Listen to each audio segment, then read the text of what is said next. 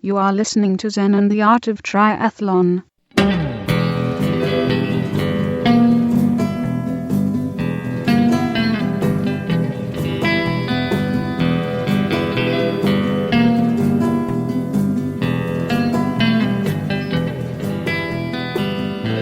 Well, hey there, all you triathlon studs and studettes. This is Brett Blankner with another great episode of Zen and the Art of Triathlon, the podcast where we try to simplify the world's most complicated sport and trim it down to something that makes sense and helps you improve yourself through endurance. All right, on this episode, we have an interview with the great pro triathlete Doug MacLean. And he wrote a great article recently on skin cancer, melanoma, and how it's the ugly side of being out in the sun all the time doing this sport.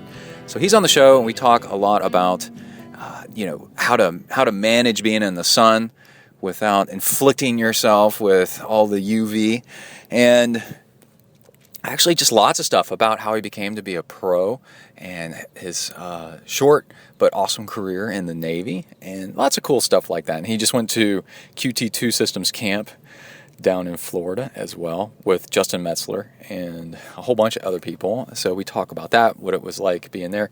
So that's a really good interview. And there's a whole bunch of other stuff in the show as well. I talk about the 3 best upgrades to your bike that will make the most impact. And I list those out in the training log. And then also, hold on, let me pull it up. I got show notes here. Oh, it's mixed in with my other stuff. Okay. And also, I have a tip for you. Check out Work the System book. Audiobook. When I go on long bike rides and runs and such, I listen to audiobooks often, and Work the System is really good. And also The One Thing is also really good, so check those out while you're out there. But let's go ahead and get started with the triathlon news. Here we go. All right, first up, there was the Asia Pacific Championships in Melbourne, Australia, and the latest news with all that is if you win one of those, you go directly to Kona.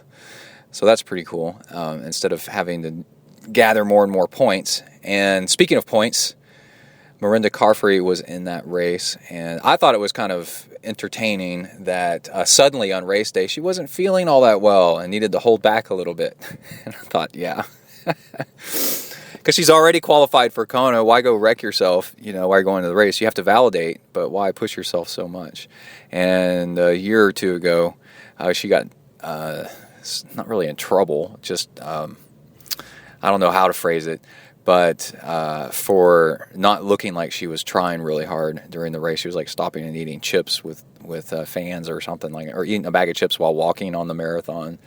And so this year, she was talking before the race about how she was going to go out there and kill it. And then on race day, you know what, I'm going to hold back because I'm not feeling well. And I thought that was, I don't know what to make of that. I'm not there and I'm not her and I don't know. But it was interesting that went down. And then Melinda Hochschild won the females race. There was a guys race portion of it, but it wasn't really all that amazing. It was pretty good. A Canadian one, which was pretty neat, the men's side. But on the women's side, Melinda Hochschild looks freaking vicious on the run. I mean, she is just insane, and she is going to give Mirinda something to worry about, because that was nuts how well she could run. And she took first, and I think she was pretty much leading from early on, at least early on in the run. It was live on the internet, and I was watching it from there, and that's where I picked up. Hey everybody, pardon my interruption, but I needed to hop in here for a second and say that when I was editing the show, I realized I made a mistake, and I said that Annabelle Luxford got second in this race instead of Yvonne van Vlerken. And my apologies, I needed to come back in here and dub it in, which just sounds incredibly professional. And I will punish myself later today when I do my run workout with hill repeats so that I don't ever do this again. And yeah, so Annabelle Luxford, no. Yvonne van Vlerken, yes. And I also have to say it again here in a 30 seconds or so. So enjoy. And then something crazy happened. Yvonne Van Vlerken passed Carol and Stefan at the finish line shoot with like 2 seconds left in the race. And then so Carolyn went from second to third within just, 20 yards of the finish line. There's a photo of it online. And then Carolyn Stefan crossed and then collapsed. And there's she went to the hospital or a medical tent. And the podium for the women's race was first Melinda up on the podium, the highest spot. And then second, Yvonne Van Vlerken. And then third, empty, because Carolyn went so hard that she wasn't there. And that was kind of an odd picture. So that was Ironman Melbourne, which was a really cool race. Lots of footage and lots of cool stuff about that race online and down in Australia. That was really nice. Okay, also Ironman Texas, which is coming up in May, is going to be a rolling start, and wetsuits should be last. I'm just relaying this as the information becomes more and more available. Rules are subject to change, and don't take exactly my word for it. Go and, if you're doing the race, go and check up on it on your own. There's a lot of time between now and then.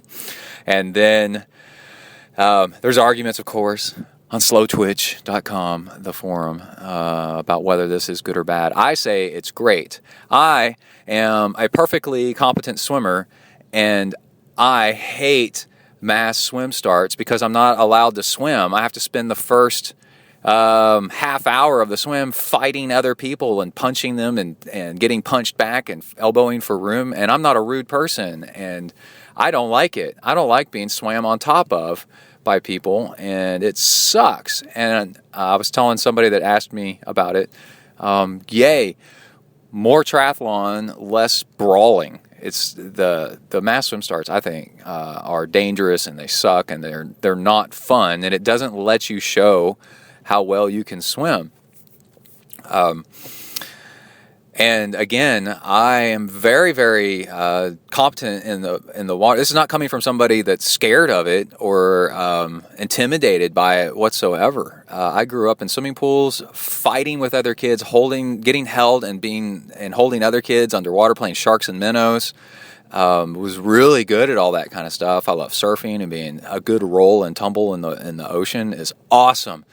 And I absolutely love it. I play pranks on my friends while swimming, grab their ankles, pull them under. They do the same to me. It's just, it's lots of fun. But that's not why I'm there. I'm there to actually swim and see how fast I can do an Ironman, not waste time saying, sorry, excuse me, sorry, pardon me, sorry, and then getting hit and stuff in the face. So if it's a rolling start base, it'll be some sort of version of this. It'll be like little wave starts, but self-seated. You go in through a timing mat, through a narrow alley kind of thing, a narrow gateway, and then go in the water and go. And then you can swim. You got some people around you, but it's like not much. And then over the horizon, you can see a line of people to swim and follow. And the sighting will be easier. Everything will be easier. Rescuing people will be easier if people get in trouble. And the SOS Triathlon in New York, New Paltz, which I love, has kind of a version of this where you bike first and then you trail run second before you ever hit the water. And by the time you hit the water, you're so strung out that there's somebody in front of you and there's somebody behind you. And then people pass each other and stuff in the water, but it's a narrow rope of people that makes it really easy to swim and get the swim done, but it's still open water and it's still competitive and it's great. I love it. It's great. So thank you, Ironman, for doing that. Okay, and other big news is PowerTap has now introduced pedals and chain rings. So these are power meters for your bike. PowerTap was one of the first, if not the first, on the scene, and they did and have been doing for years a power meter based in the rear hub of your bike, and then it's built into your wheel. And you want to switch bikes, well, you take your wheel out and put it on another bike, which has its upsides and downsides. I mean, it's fast, and it works. But then some other brands have come out with crank arm. You have to move the crank arm, and then the holy grail seemed to be pedals, but the execution on the pedals so far has been and chain ring is another one. That's basically your crank, but not your crank arm. And the holy grail seemed to be pedals, because you could just remove your pedals and move them to another bike, and Garmin came out with those. Well, that has a real downside, and for whatever reason they had to be calibrated, and there's this little pod that hangs off and all this crap.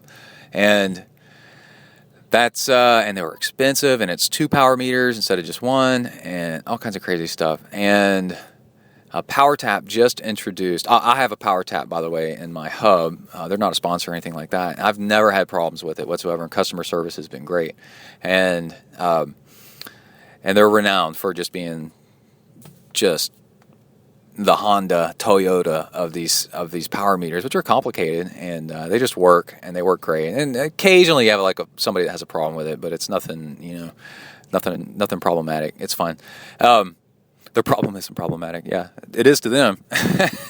Anyway, PowerTap announced just the other day that they're doing pedal-based power now. You can get a set of pedals for like $1,200 or something like that, and then you can also get chainring-based power as well if you want. So they're doing 3 different versions, all from the same company: chainring, pedal.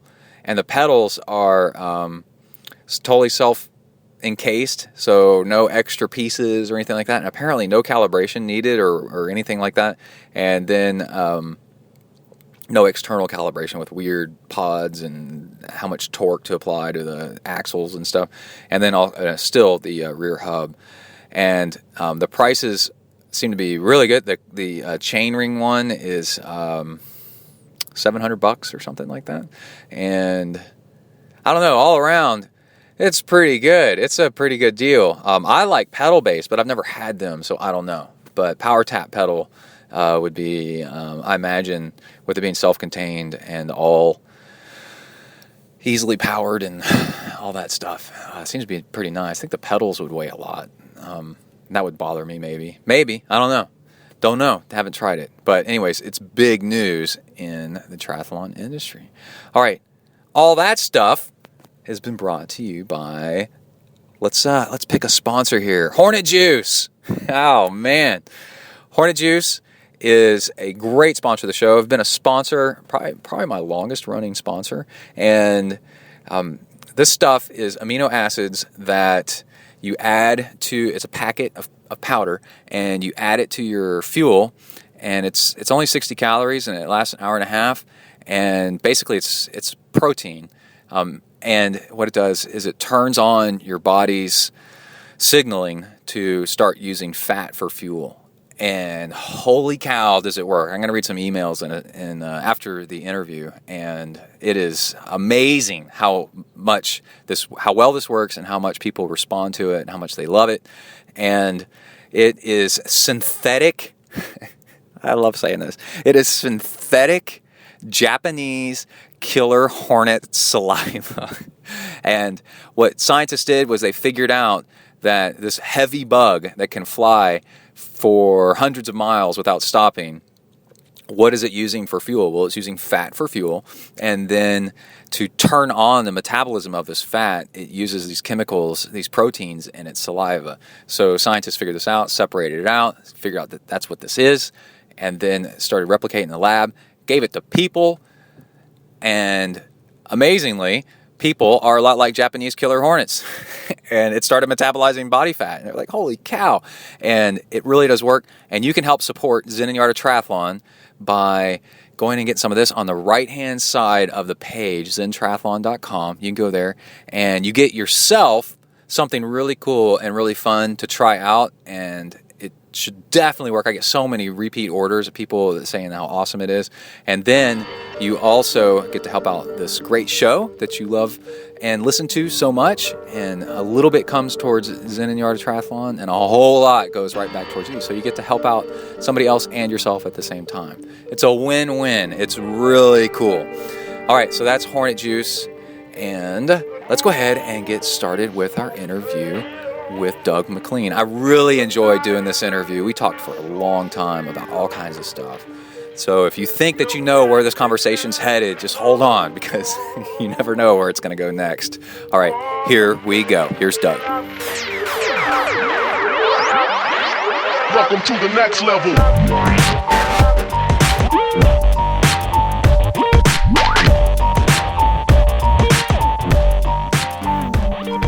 Hello, Doug.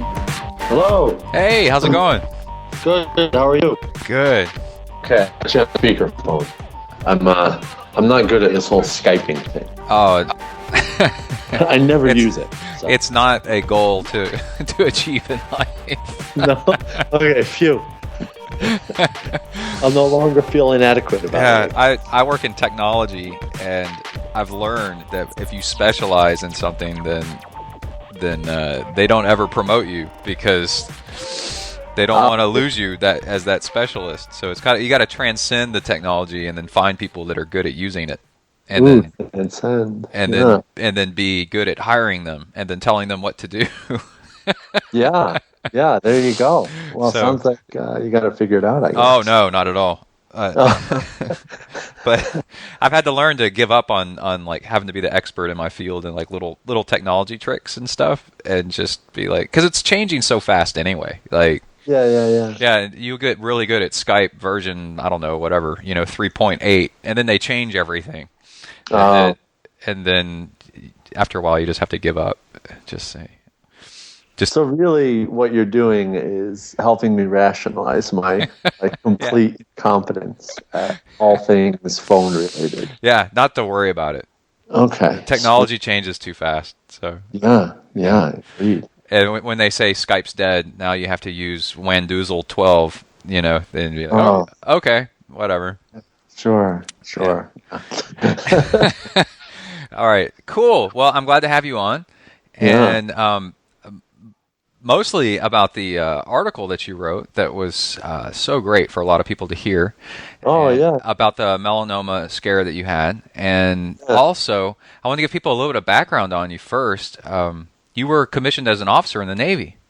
Yeah, I needed,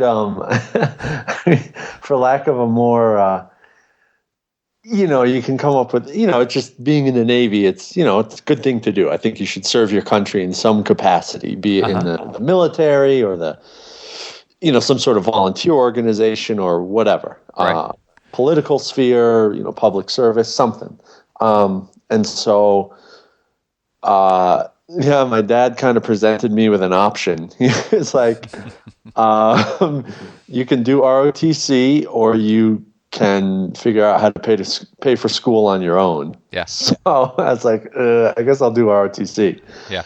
And, because college ain't cheap. Even back then, I started school in 98. Tuition was still $30,000 a year. Right.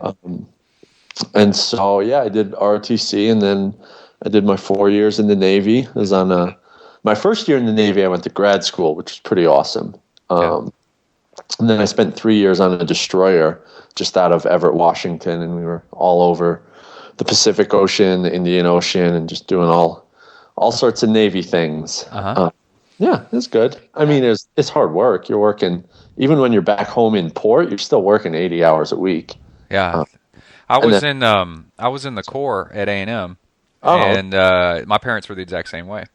Yeah. You want to go to college? Yeah. Okay, you're in the Corps.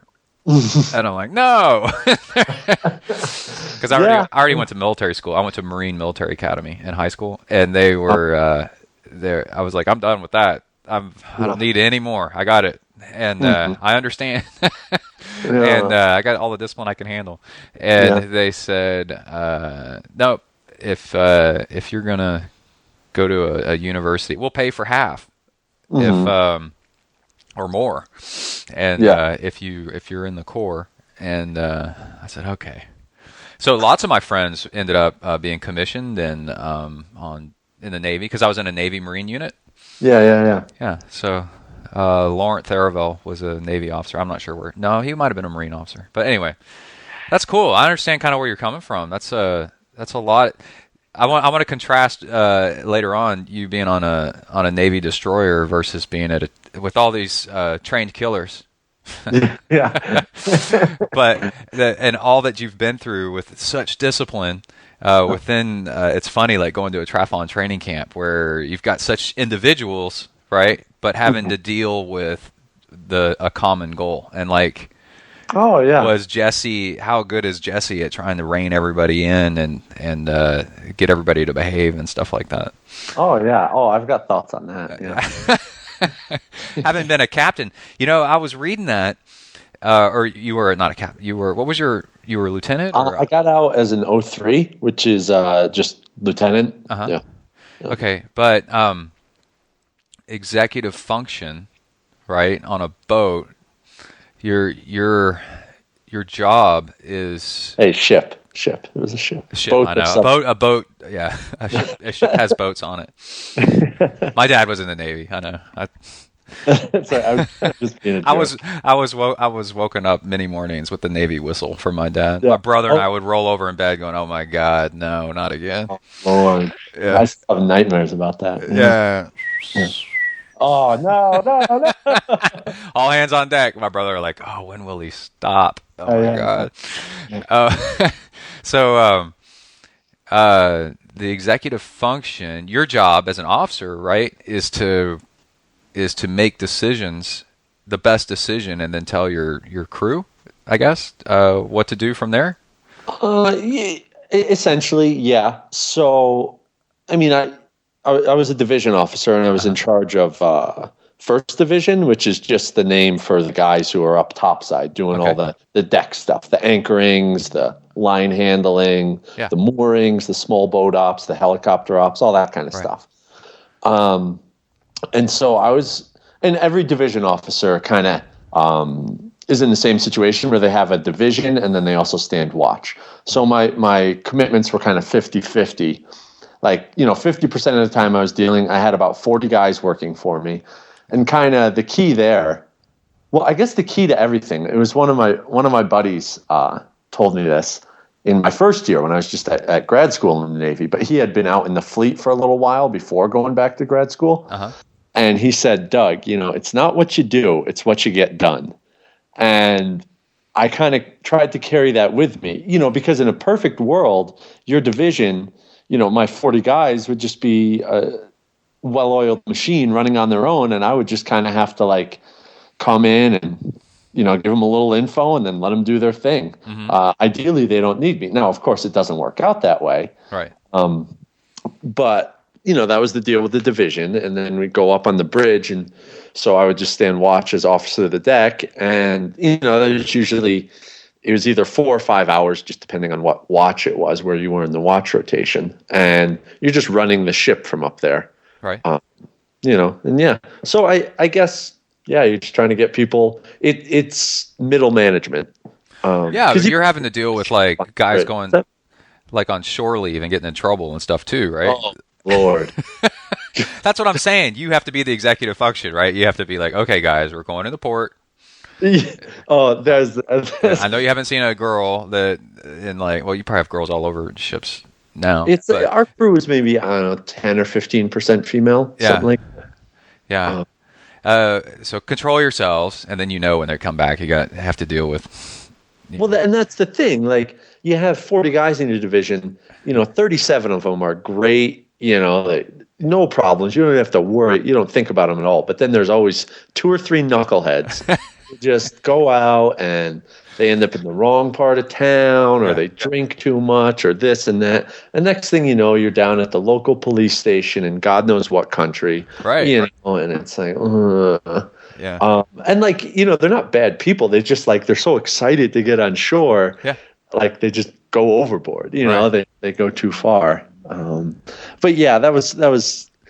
I mean, don't get me wrong. It wasn't like the worst thing ever, but it was just one of the headaches that you have to deal with. Right. Yeah. So what was it like being in the ROTC at Cornell? You don't ever think of Cornell and ROTC, or at least I don't. So what's that like? How much time do you have to spend in uniform doing? Yeah, it wasn't bad. Stuff? It's just so we had to take naval science every semester. History of American naval sea power? Yeah, stuff like that. Yeah. I know. And that was, it was 3 credits, but it was literally the easiest 3-credit class you could ever ask for.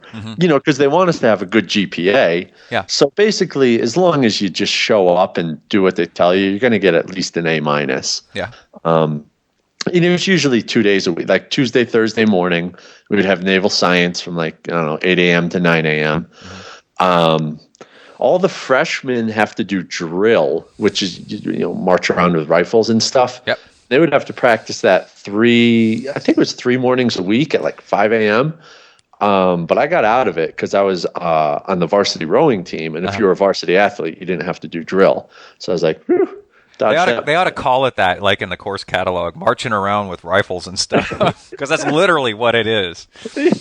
Yeah, it's not even. I mean, you do learn the skill, right, of how to do that, but actually, it's to teach you to be a little bit of a robot and trust in the upper management to tell you what to do. Because as a mass, part of a team. And you're a team. Yeah. And it teaches you the whole, a really big thing in the military is attention to detail. And that's a very useful lesson for when you're out in the fleet. Right. But when you're in college and they're teaching you that they make you think the fate of the world depends on the angle of the rifle when it's sitting on your shoulder. Of course that's not important, but they're teaching you to pay attention to little things like that. Well, whenever you watch video footage of some poor country in the Middle East trying to get together a ragtag unit, and you see them marching along and doing a little bit of drill, and they're off a little bit, and all that alignment's off, and you're like, you can tell how well they're going to execute in combat.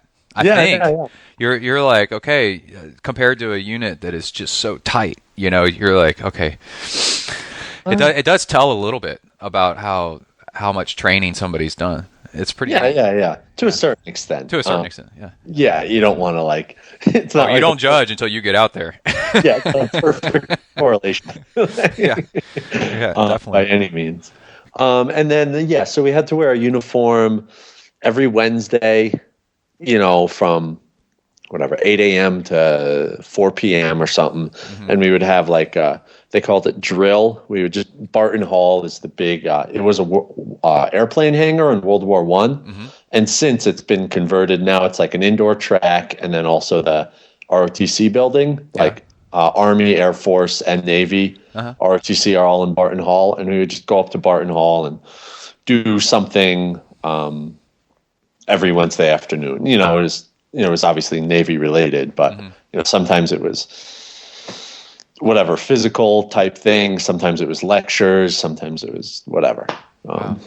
No, it really wasn't that obtrusive in our time because they wanted us to do well in school. Yeah. So max, I'd say ROTC took up 6 hours a week or something like that. Oh my God. If that. Y'all had it so much better. In the Corps at A&M, you're in full uniform almost all the time. You have to run everywhere. I think about that sometimes. It's insane. It's absolutely insane. And there's co-eds. I mean, you're only 2,000 students in the Corps, and you all live together in 12 dorms and in one part of campus, and the student body is 60,000 students. So you're surrounded by everybody having so much fun being civilians. Yeah. And you're in this torture chamber right in the middle of it all. It's just brutal. Yeah, there's no doubt you're in the Corps 24/7. Oh no, ROTC, you're pretty much you're just a normal student. Yeah, and crazy. The only difference is you can't grow a beard and you have to keep your hair cut short. That's great. It's really not that. They get you. They get you back. Certain, they get their money's worth out of you. Don't get me wrong. Yeah. But when you're actually in college, it's really not that much of a drain at all. I think I should have done that. So then, what about you said that you didn't used to like endurance sports, but you were doing on your bio. Let's see, dmactri.com, and then but you were on a destroyer, and this is after being on the rowing. You were on the rowing team, right? Yeah. And then, so what do Navy guys and gals do on the on a ship say the correct thing. But- What do they do on a ship for exercise like that? I've heard stories of people trying to run on submarines and stuff. I mean, not much. By and large, Not honestly, like, because it's not, if you want to get down to like the most like practical sense of the word, like if you're in a situation in the Navy where like physical fitness really matters, or I should say on a ship. Yeah. There are obviously many jobs in the Navy where physical fitness is extremely important. Don't get me wrong. Yeah. But like if you're on a destroyer and like really top end physical fitness is an issue, like you've got serious problems. Okay. Can you run on a ship, or are you going to fall down because of it rolling in the sea? It depends on the situation. Yeah. We had really good weather guys who would generally keep us out of the really heavy seas. Yeah. There were certain situations, like if we were up off British Columbia, there's just nothing you could do. You're going to be in 10-foot seas, and that was that, and everyone was going to be throwing up, and that was life. But so we had like a weight room in the back, with all the weights secured in such a way that like they weren't going to flop over and break things. Free weights, yeah. On like Smith machines. And then up front, we had a couple ellipticals, a couple treadmills, and a couple stationary bikes. And I lobbied super, super hard, and I eventually convinced them to get a rowing machine. But by and large, maybe, I don't know, I would say 20 or 30% of the ship's crew really worked out. Everyone else, you're just working hard at your regular job. Yeah. And like if you get time off, like I said, because like physical fitness really isn't a critical component of being, on a surface ship generally. Yeah. You just, you're like, I could go work out, or I could like get a couple extra hours in my rack. Right. And 9 times out of 10, everybody chooses I'm going to get a couple extra hours in my rack. Yeah. Because not only are you like sleep deprived anyways, but then there are just these random, like, we call them evolutions or whatever you want to call them, that just pop up, and all of a sudden you were counting on getting sleep at say 7 p.m. But then all of a sudden we have this emergency scramble for this or that, and all of a sudden you can't sleep at 7 p.m. Right. And so you're just like, here's a chance to sleep. I'm taking advantage of it. Yeah.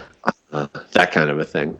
And then, when we would get back home, pull in port, guys would kind of start getting, everyone would get a little better, start working out again, get a little bit healthier, so they could pass the physical fitness test and all that stuff.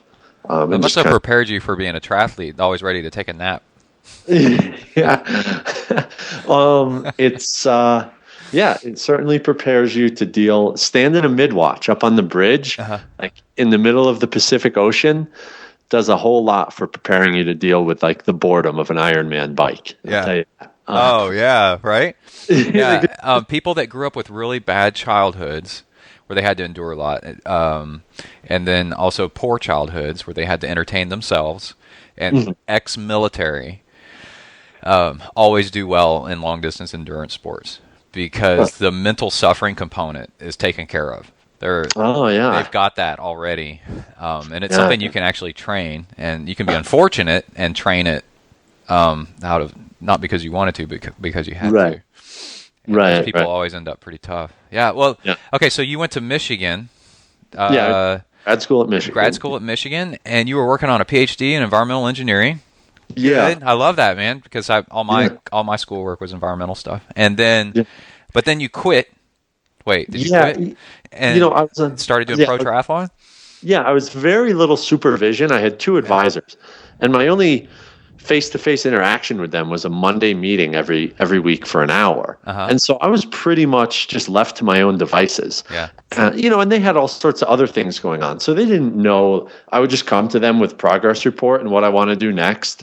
And they didn't know like if I was working hard or if I was slacking off. It was basically no supervision. Yeah. And I would go in and do work, but as time went on and on, I realized like, I started writing, I think it was called like a prelim, which is essentially like this 30, 40 page document detailing step by step what you're going to do for your dissertation research.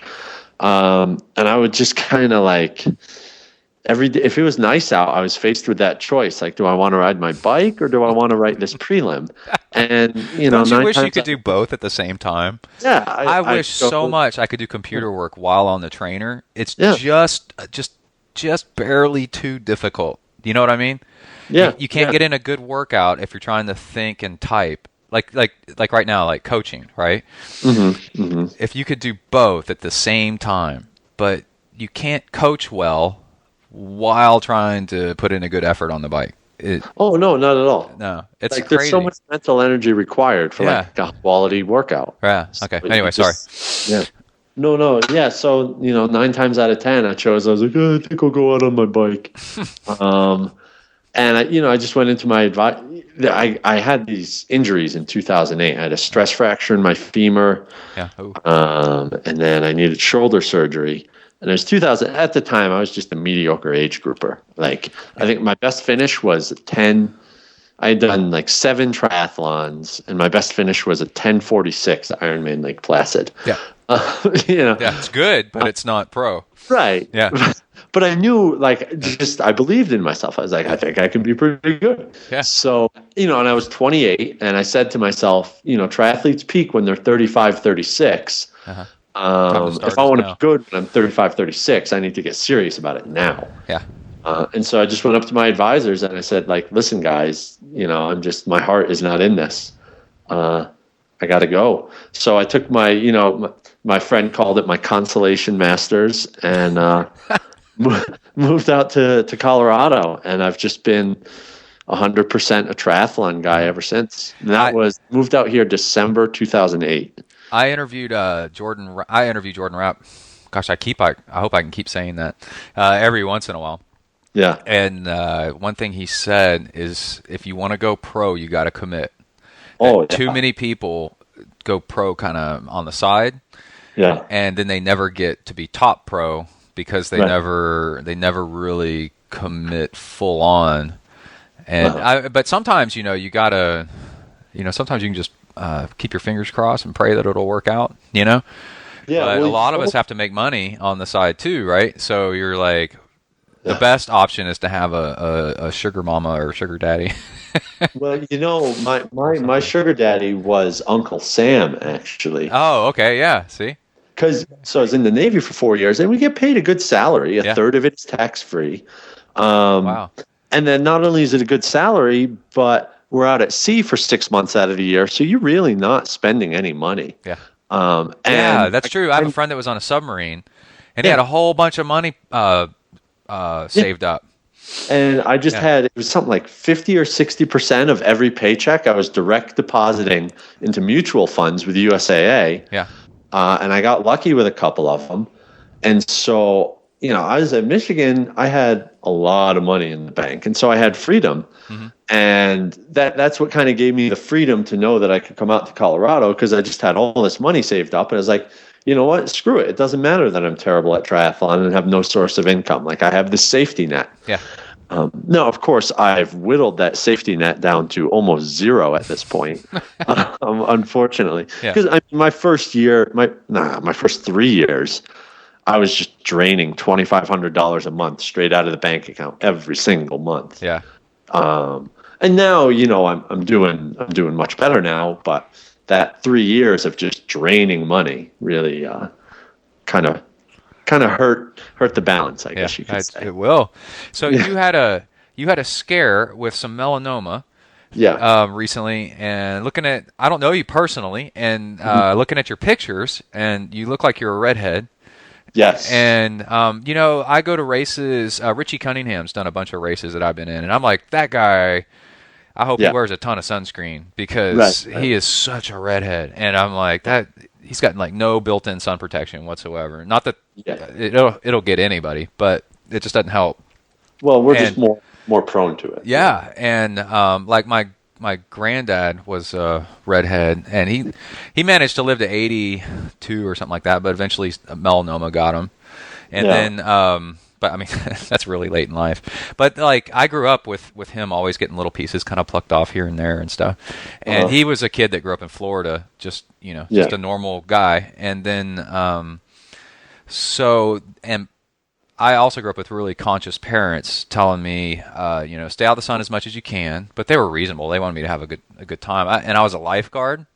Yeah. And I went to that military school in South Texas. I grew up in Texas and in the South. Just lots. I'm blonde and blue-eyed, but I actually tan a little bit better than the average person. The skin doctor said, you tan easily, don't you? And I said, yeah. And he said, that's good. But I'm still fair-skinned, And then so I'm very aware of this issue, and I think more people should be. And I really now I've spent so much time out on the tri bike, which is the worst part, for hours and hours and hours in the sun, and I'm like, this cannot be good for us. So what are we doing? Yeah. And so anybody can get melanoma at any time. Oh yeah. I have a coworker that just had when she was 20 something years old, just like 22, just popped up on her, and she's not out in the sun any more than anybody, and had it cut off, and then that was it. It's gone. Yeah. So how did you see yours, and what do you think led to it, or is it just a thing that can happen to anybody, or what? Yeah, my mom and dad told me they would make me wear sunscreen, but I never knew why growing up. Honestly, like I didn't even know melanoma was a thing. I was just like, Mom, I don't want to wear sunblock. And so when I, moved out of the house, I didn't even really worry about it anymore because I never was like, I wasn't like, oh, not wearing sunscreen will give me cancer. That never occurred to me. Yeah. And then for a few years in triathlon, I just didn't even worry about it. I would just go out and get burned. I was like, yeah, whatever, I'll get it. Because it turns into a tan eventually. It's like, yeah, I'll get a tan. Yeah. If you live, you'll be tan. Yeah. And then I was 31, and one of my friends, who was 32 at the time, died from melanoma. Ooh. And I was like, wait, what? This is a thing? Yeah. What's going on? This is a thing. Yeah. So that was 2011. Yeah. And, that put the fear of God in me, and I just started. And then shortly after that, my mom also had melanoma. Oh. And then I started looking into it, and I found out she's fine now. Uh-huh. She caught it in time. Mm-hmm. I started realizing all these other people had also had it, specifically in the outdoor sports community. Oh, definitely. Yeah. And so I just started going to the doctor every 4 or 5 months, and just if anything looked even slightly off to me, I was like, shave it off, take it. Because I knew I was going to get melanoma eventually, given my skin my skin tone, my history of sun exposure, my family history, all this stuff. I was like, so it's just a matter of if I catch it in time. Yeah. So this was going on for a few years, I guess 4 years. And it really, it drove me to the point of nearly quitting the sport several times. Yeah. So I was like, this is stupid. It's just not worth it, And then fast forward to 2015, and I was doing the whole thing. Anytime I saw a suspicious mole, I'd take a picture of it, take another picture of it a month later, see if it had changed, things like that. Mm-hmm. So August 2015, August 2014, sorry. I'm racing Challenge Penticton, and I just decided to buzz my hair before the race, just because, having short hair is convenient and easy for racing.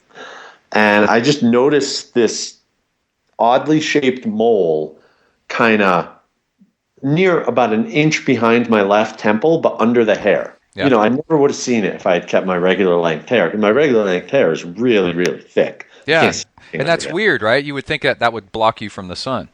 Well, that's the thing with melanoma. It's not a spot. Mm-hmm. It's not necessarily where you got burned. Yeah. It's just, you can get it anywhere on your skin. You get melanoma on the inside of your cheek, And in situations like that, you're just kind of screwed almost, because there's no way you're going to notice it, Oh, wow. I don't think about that. Yeah. It's more common to get it maybe in areas that see more sun, but it's certainly not exclusively in areas that see sun. So anyways, I noticed this thing, and I call Lisa. Lisa's my girlfriend, and I'm like, this thing's freaking me out. I don't like it. She's like, well, just get it checked out when you get back to Boulder. And I was like, okay. So I go back to Boulder in August, and I get it checked out, and I see the dermatologist, and she's like, oh, it's fine. Don't worry about it. What? Oh yeah, that's right. That's part of the story. You had to go to two people. Yeah. Yeah, and so I was like, okay. And then 2 months later, this thing is still bugging me. I just know it's there, and not bugging me like I can't feel it. There's no like, scratching or itching or anything like that. But I just know it's there and it's on my mind. And I'm like, Lisa, this thing is driving me crazy. She's like, Dad, shut up. Just go to the dermatologist again. I was like, well, she didn't really say it like that. She's not naggy. She's being ridiculous with my voice there. Yeah. And so I did go back. It was the same office, but a different doctor. Mm-hmm. And I was like, listen, guy, I don't care what you say, what you think of this. You got to take it off. Because it was like slightly irregularly shaped, and it kind of also had a slight red tone to it. Oh, yeah. And so, anytime you have a mole that's like slightly irregularly shaped, or if it has two different colors, you get that sucker taken off ASAP. Yeah. And it's kind of disturbing to me that both these doctors didn't think it was anything. So he takes it off. 2 days later, he calls me up. He's like, you have cancer. And, I was like, oh, my God, because you just don't know what's going on. You don't know how deep it is. You don't know if it's spread, all this stuff.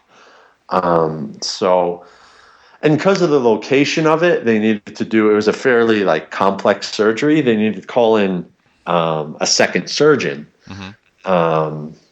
And so I was waiting around for about 5 weeks to get my surgery. And that whole 5 weeks, I was just a ball of stress and nerves and scared. How long? How long? What's that? How many weeks? It was about 5 weeks from the diagnosis to the surgery. Oh my God, that's forever. I would I know, start playing on my own head with a Swiss Army knife. Yeah. Oh, I thought about it. Freeze that sucker. I don't know what. So yeah, the way my granddad died was he had a melanoma and was getting them removed, but what it's called is metastasized. That's where a piece of it breaks off. Yeah. It gets in your bloodstream, and wherever it lands, this is the way I understand it. Wherever it lands, it can decide to start cancer somewhere else. I think. And so he died. He actually died of brain cancer. Yeah. Which was inoperable, right? Yeah. But that's the danger of melanoma is it's on your skin. Yeah. But it spreads to other places when it metastasizes. So you got to get it off early. At 5 weeks, oh my God. And so the thing is, the only thing that made me feel normal was training, because you're sick and you have this and you just feel so helpless and defeated and crushed. But then, when you're on a bike or you're in the pool or you're running, you feel strong. Yeah, and you're you just in control. Kind of feel good about yourself again. Yeah, or going over to my sister's house and playing with her kids. You just don't think about it. Yeah. So you just try to do as many things as you can to make you feel normal and strong and healthy. Mm-hmm. And then I went in for the surgery. It was December 9th.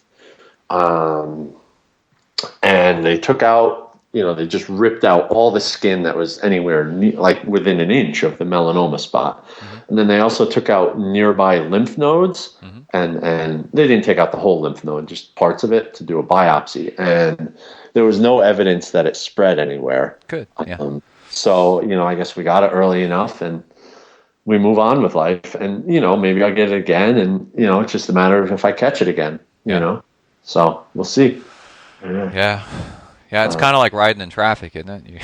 Yeah, no, it really is. Or get buzzed by a car, and you're like, I hope that doesn't happen again too much. Yeah, everything is, we're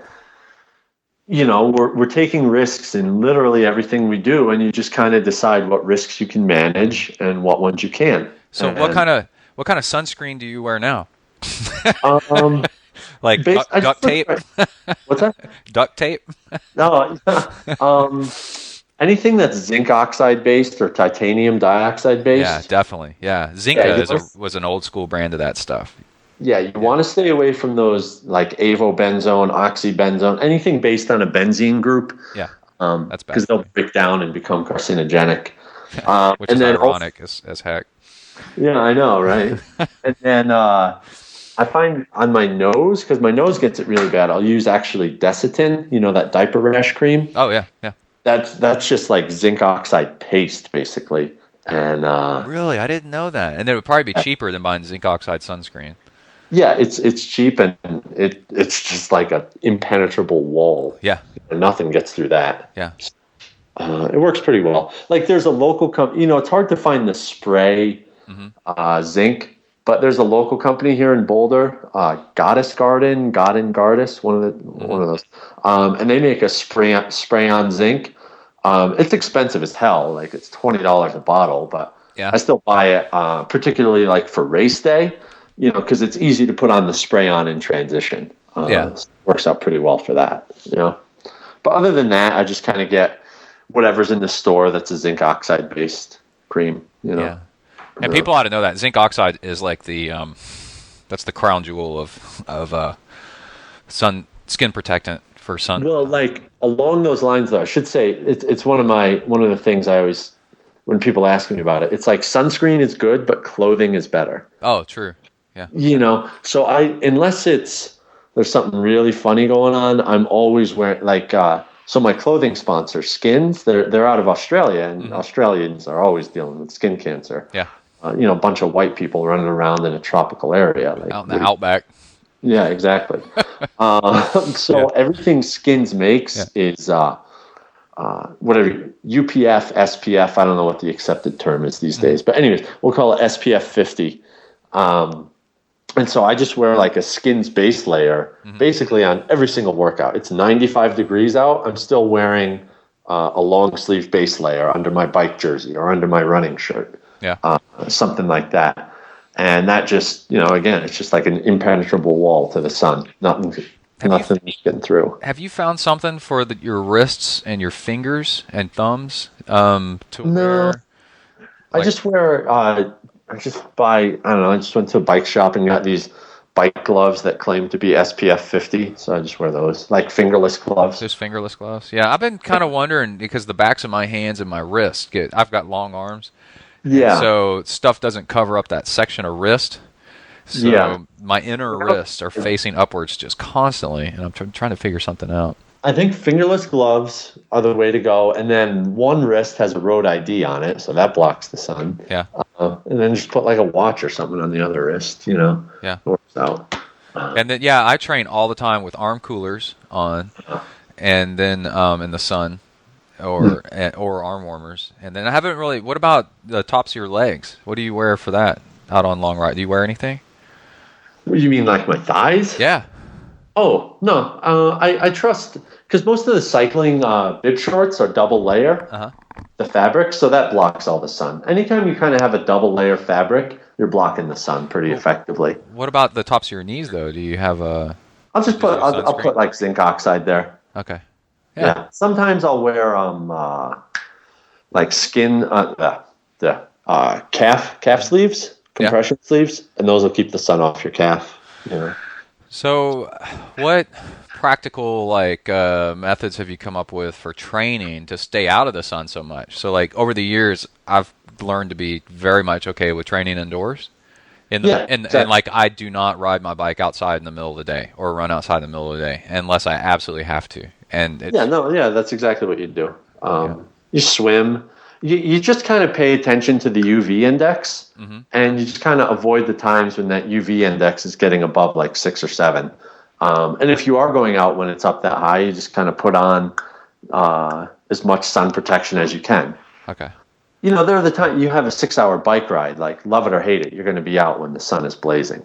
So you just wear the do the best you can. 50 base layer, put sunscreen on any exposed skin, and go do your work. Yeah.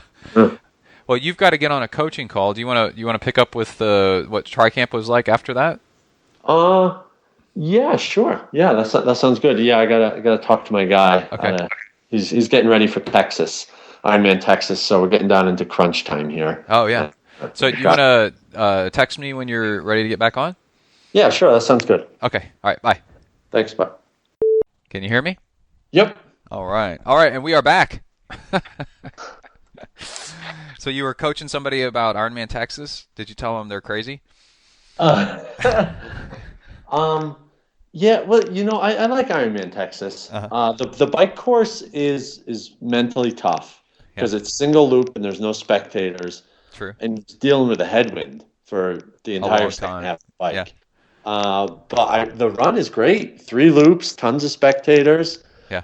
I think it's a cool race. I'll be happier when they move it to April next year, so it'll be 10 degrees cooler. But, I know. I yeah. can't wait. I do it. I've done it every year because it's just like an hour and a half from me. So Yeah. all right. So let's talk a little bit about. Well, I guess we should wrap up talking about melanoma and such. Is Okay. Sunscreen Mm-hmm. more is probably not enough. Yeah, exactly. And don't be clothing afraid what. better than sunscreen. Yeah, don't be afraid what other people say Right. about it or making fun of you.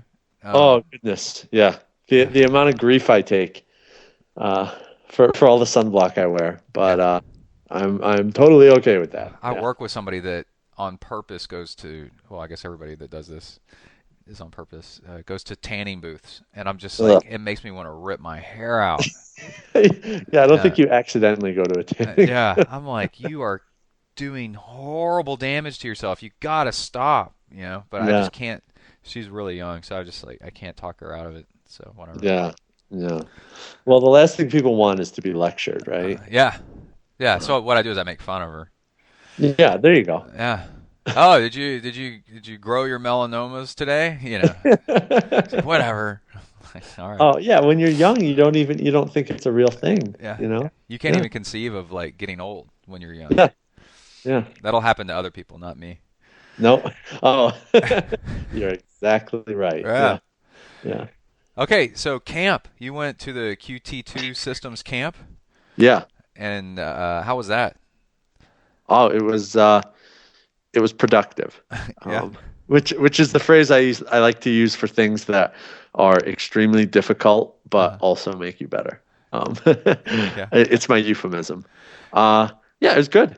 It's great just to see everybody. Because it's part training, it's part reunion. Because these are your good friends. These are your best friends in the sport, and there's always a couple people you don't like in the sport, but by and large, we all like each other. Because we're all going through the same crap, and we're all getting the same, like dealing with the same financial struggles. We're all putting in the same workouts and suffering and all that kind of stuff. So, we have a lot in common and we can bond over that.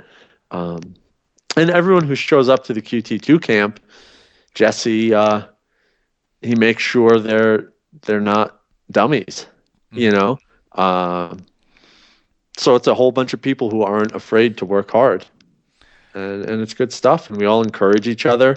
Occasionally you get a little bit of passive aggressive racing in workouts. Yeah. But by and large, it's everybody just, he says, okay, we're going to do this bike ride. So spend an hour in zone 1, and then we're going to do 2 by 20 minutes zone 2 or something like that. Mm-hmm. And so you can't even race because it's just, you just go to your zone. And there were a couple workouts where we did race, where it was very specifically a racing environment. Mm-hmm. But most of them, it's just, you just go to your zone. And so if someone's in front of you, like, well, that's just the way it is, because they're in their zone, you're in your zone, and you're both just doing your own thing. But at the same time, you're still encouraging each other because you're both out there. And it really helps mentally, and you're able to really just perform and train at a higher quality than you would on your own. So what are some of the things that you got out of this year's camp, you think? I learned that I can get into swimming shape very quickly, which is nice, I gotta say. Because I rolled into camp with between the surgery in December and then just kind of doing a bike focus in January, I just didn't have a whole lot of swim volume in my body going into camp. And the first couple workouts were really ugly. Like I just detonated. It was just the second day we did, it was 2 by 8 by 300. And I got through the first 8 by 300 just fine. And this was long course. You can kind of fake your way through a short course. You can't fake through long course. Right. And the second 8 by 300 was just abysmal thrashing and flailing at the water. I wasn't going anywhere. But by the end of camp, I was just as fast as I've ever been in the water. Oh, cool. So, it just took 2 weeks of kind of swimming. I would guess we were putting in 35K a week in the pool. and it was all kind of quality. There wasn't a whole lot of garbage in there. So it gets you whipped into shape pretty quickly. And then I think the biggest thing I learned was just to kind of stand up for myself, I think, and not in a walking around and like talking to people sense, but in an athletic sense. Yeah. Because I've been putting up really good numbers on the bike all winter. Right. And I showed up to camp but I just fell into my old routines because even though I had been putting up good numbers on the bike, I would go out on these bike workouts and I just let these people go in front of me and go faster than me because they were quote unquote supposed to be faster than me based on history. Yeah. You know? Yeah. And then I don't know, maybe 10 days into camp, I just had a good 2-hour meeting with my coach, Tim Snow. And so he's kind of, so Jesse Kropelnicki's the owner of QT2 and his right hand, Jesse coaches probably 2/3 of the pros, maybe half the pros. And then Tim is like his right hand man. Yeah. Tim has, I don't know, maybe 7 or 8 of us pros. And then I think Michelle LeBlanc has a couple, John Spinney has a couple, Tara Rash has a couple. Anyways, point being, Tim told me just like be assertive, stand up for yourself. And I just kind of took that into my bike workout the next day. And then, you know, the rest of camp, I wasn't like, there were still people faster than me on the bike, don't get me wrong, but it wasn't because I was backing down. Like I just jumped up and I started beating people who I had previously let beat me in workouts. Because I just wasn't deferring to them anymore. I was like, no, screw it. I'm putting up big numbers and I'm going to stand up for myself and assert that I have actual power in my legs. And that was kind of a good revelation. It worked out pretty well. Yeah, I could see that coming up on race day, right? When you're taking off on the bike and it's like, well, who's going to lead this bike race? Oh, for sure. You know, and it's like, well, I'll let somebody else lead and kind of follow them and then just trail them. Or no, you take control of the ride, right? Yeah, exactly. Or you see somebody in a pack and you're like, oh, no, I can't keep up with that person. And that like can be the entire difference in getting on the podium and finishing 14th. Is just having that confidence to assert yourself and say, no, I'm strong enough, I'm good enough, and I'm going to go with them. You know, I remember, I think it was Sebastian Kienle or somebody like that said that they were asking him about being in the lead on the bike, and he said he actually liked it. Because he's not reacting, and when you're having to react, you're losing time in a way because you're kind of coasting a little bit, kind of here and there, and it's so good. What is it? That elastic, that yo-yo of trying to stay out of people's draft zone when they start going uphill and downhill and uphill and downhill, and then you're having to react to all that, and you're having to re-accelerate, right, to catch back up.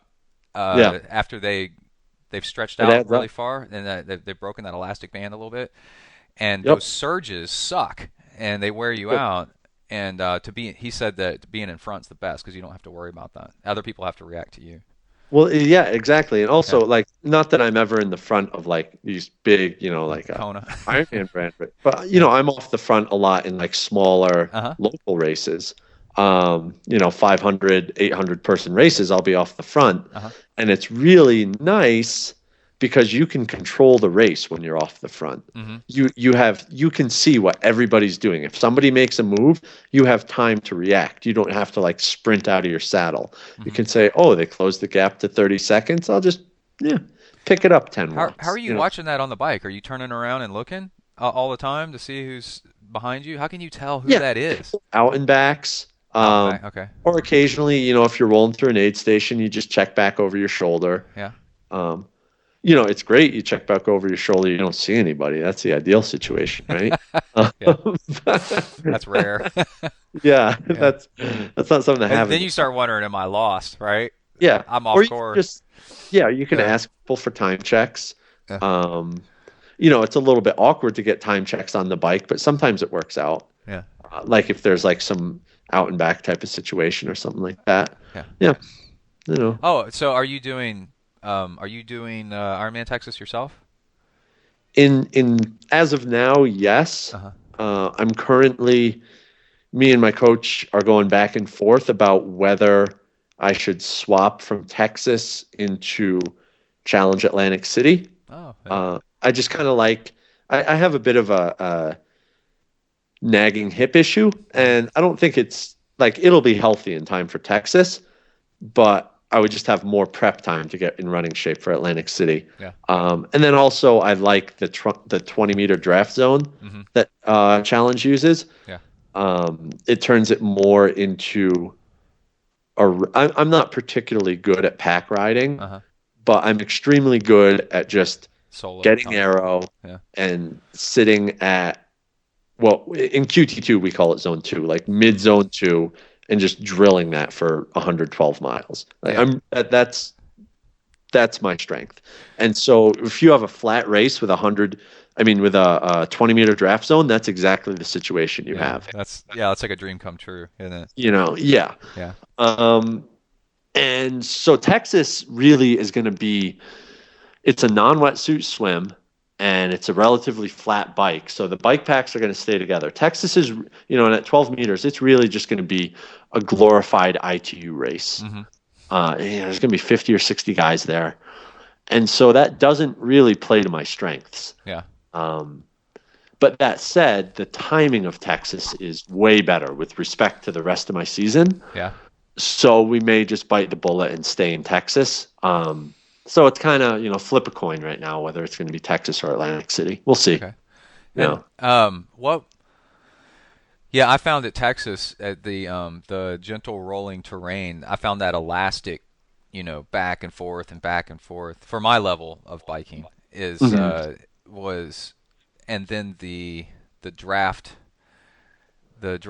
and the packs and stuff like that was just annoying as heck. I didn't want to get called for drafting because I do not draft. I hate drafting. I hate drafters. Right. And but I kept finding myself having to hammer to get past somebody because I weigh 180 pounds, and so I will catch people on the downhill, and then so then I'm in their draft zone, And then they would break away on the uphill. I mean, I'm fine with that. I'm not trying to catch up. And I'd catch them on the downhills. And then the roads are narrow and stuff. And it's a beautiful bike ride. So I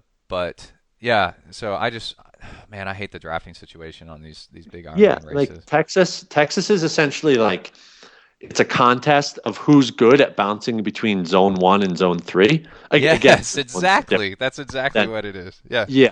Like, which I think in the traditional way people describe zones, it would be zone 2 and zone 4, but we call them zone 1 and zone 3. And if that's your strength, that's a great race for you.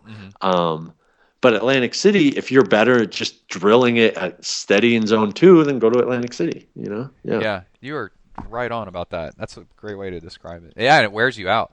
Absolutely wears you out. Yeah. The bouncing back and forth and back and forth. Cool. Okay. Strange. So back to camp. What is your let's see, I asked Justin. We'll see if you say the same thing. I asked Justin what was the funniest thing about camp. That stood out. Something that everybody was laughing about, and something that stood out in your mind is like a really fun thing about camp. That people would be like, "Wow, that's pretty hilarious." Oh, oh God. I remember laughing hysterically. Most of it was that jokes that we're telling each other before and during workouts that I probably can't repeat on a podcast. That's okay.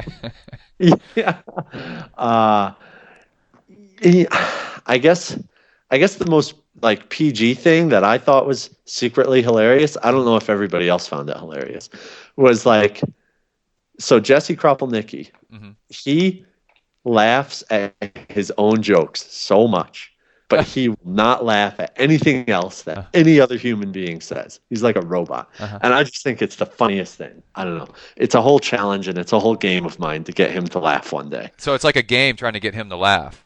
Yeah. At least in my mind it is. I don't know if it's a game in anyone else's mind. But and then, there's just the stuff you laugh about, like when people, they get so cranky and they just start these really ridiculous passive-aggressive fights about the stupidest crap you can think of. Yeah. Like, why'd you pass me in the swim lane?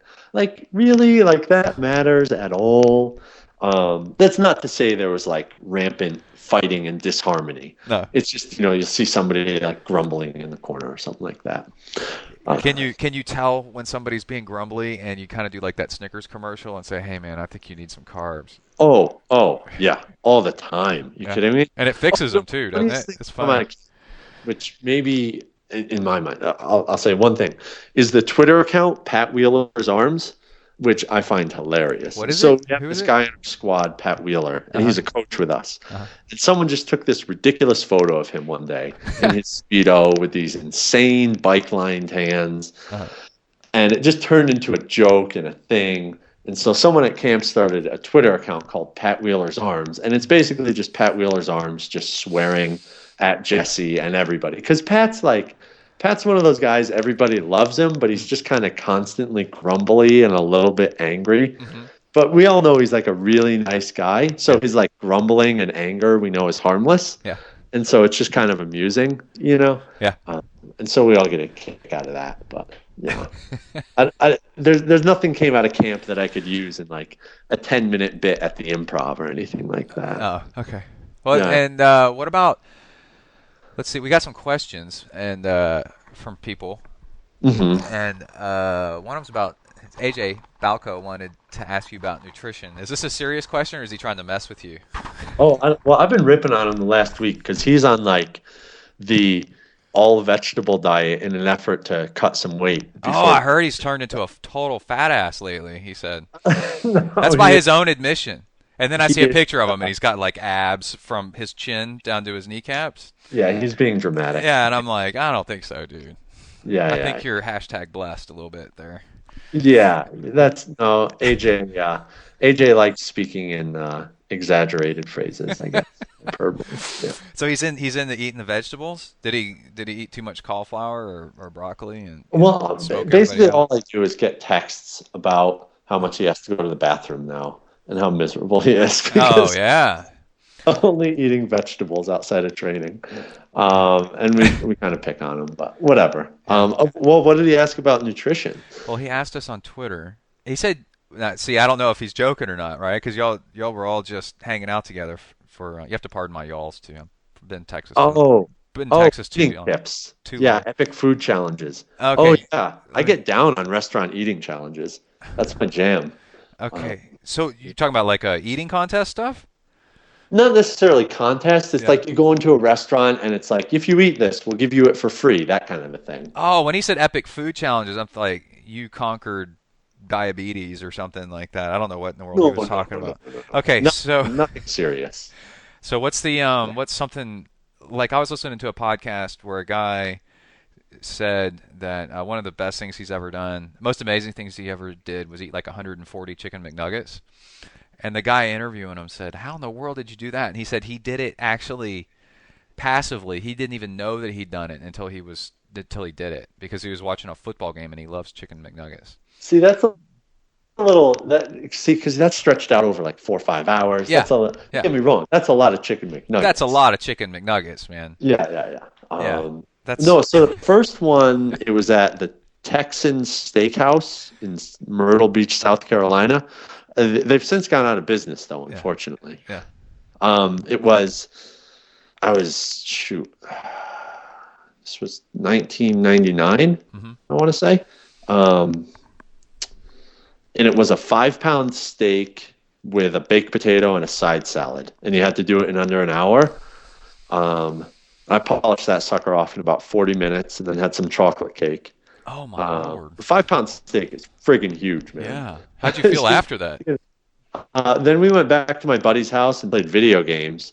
And then my friends wanted to go out, go to a bar or something like that. We were 19. We couldn't get into bars. But, there's like the places you can get in when you're 18, but they won't give you beer. They want to go one of those kind of bars. Yeah. And so I was like, guys, I can't go. So I just went in the bathroom and pulled the trigger and like a good 3 pounds of meat just poured out of my body. And I was like, all right, we're good to go. So that was the 5-pound steak. And then that's so gross. No, yeah, there was the Broken Yolk is this breakfast place in San Diego, Uh-huh. and this was, I don't know, maybe 10 years ago, um, and it's called the Broken Yolk Challenge, I Hmm. think.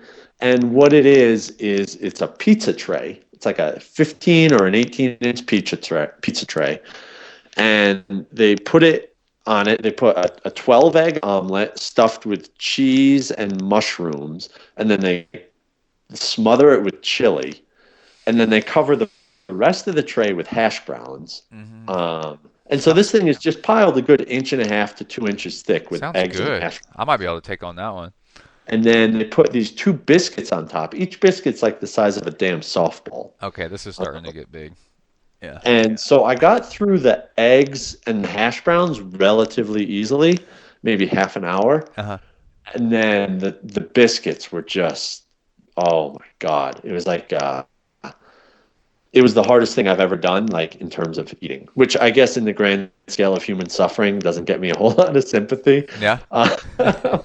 But, it got to the point where I was, just dunking the biscuits in water and Yeah. pouring, and, I got it done, but I was a train wreck. And like, I just walked out to the parking lot, just kind of tipped over at the waist.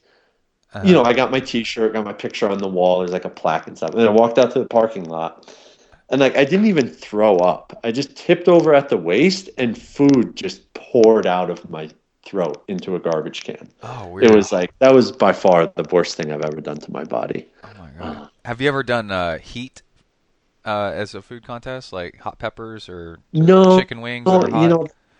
that there's that Wing King challenge here in Boulder at the West End, Hmm. and it's 50 wings, which 50 wings, no problem. But the problem is they're insanity hot death wings, and Yeah. like, I just don't want to. I'm a volume guy. I'm not a spice guy. Yeah. So They yeah. have a place here that has wings that are called like say waiver release wings or something like that. I forgot what Yeah, it's sounds called. about right. And Yeah.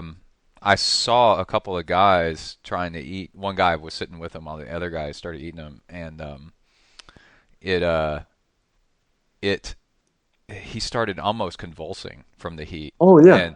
And one time I'm pretty good. I love sriracha sauce. I can eat some hot stuff.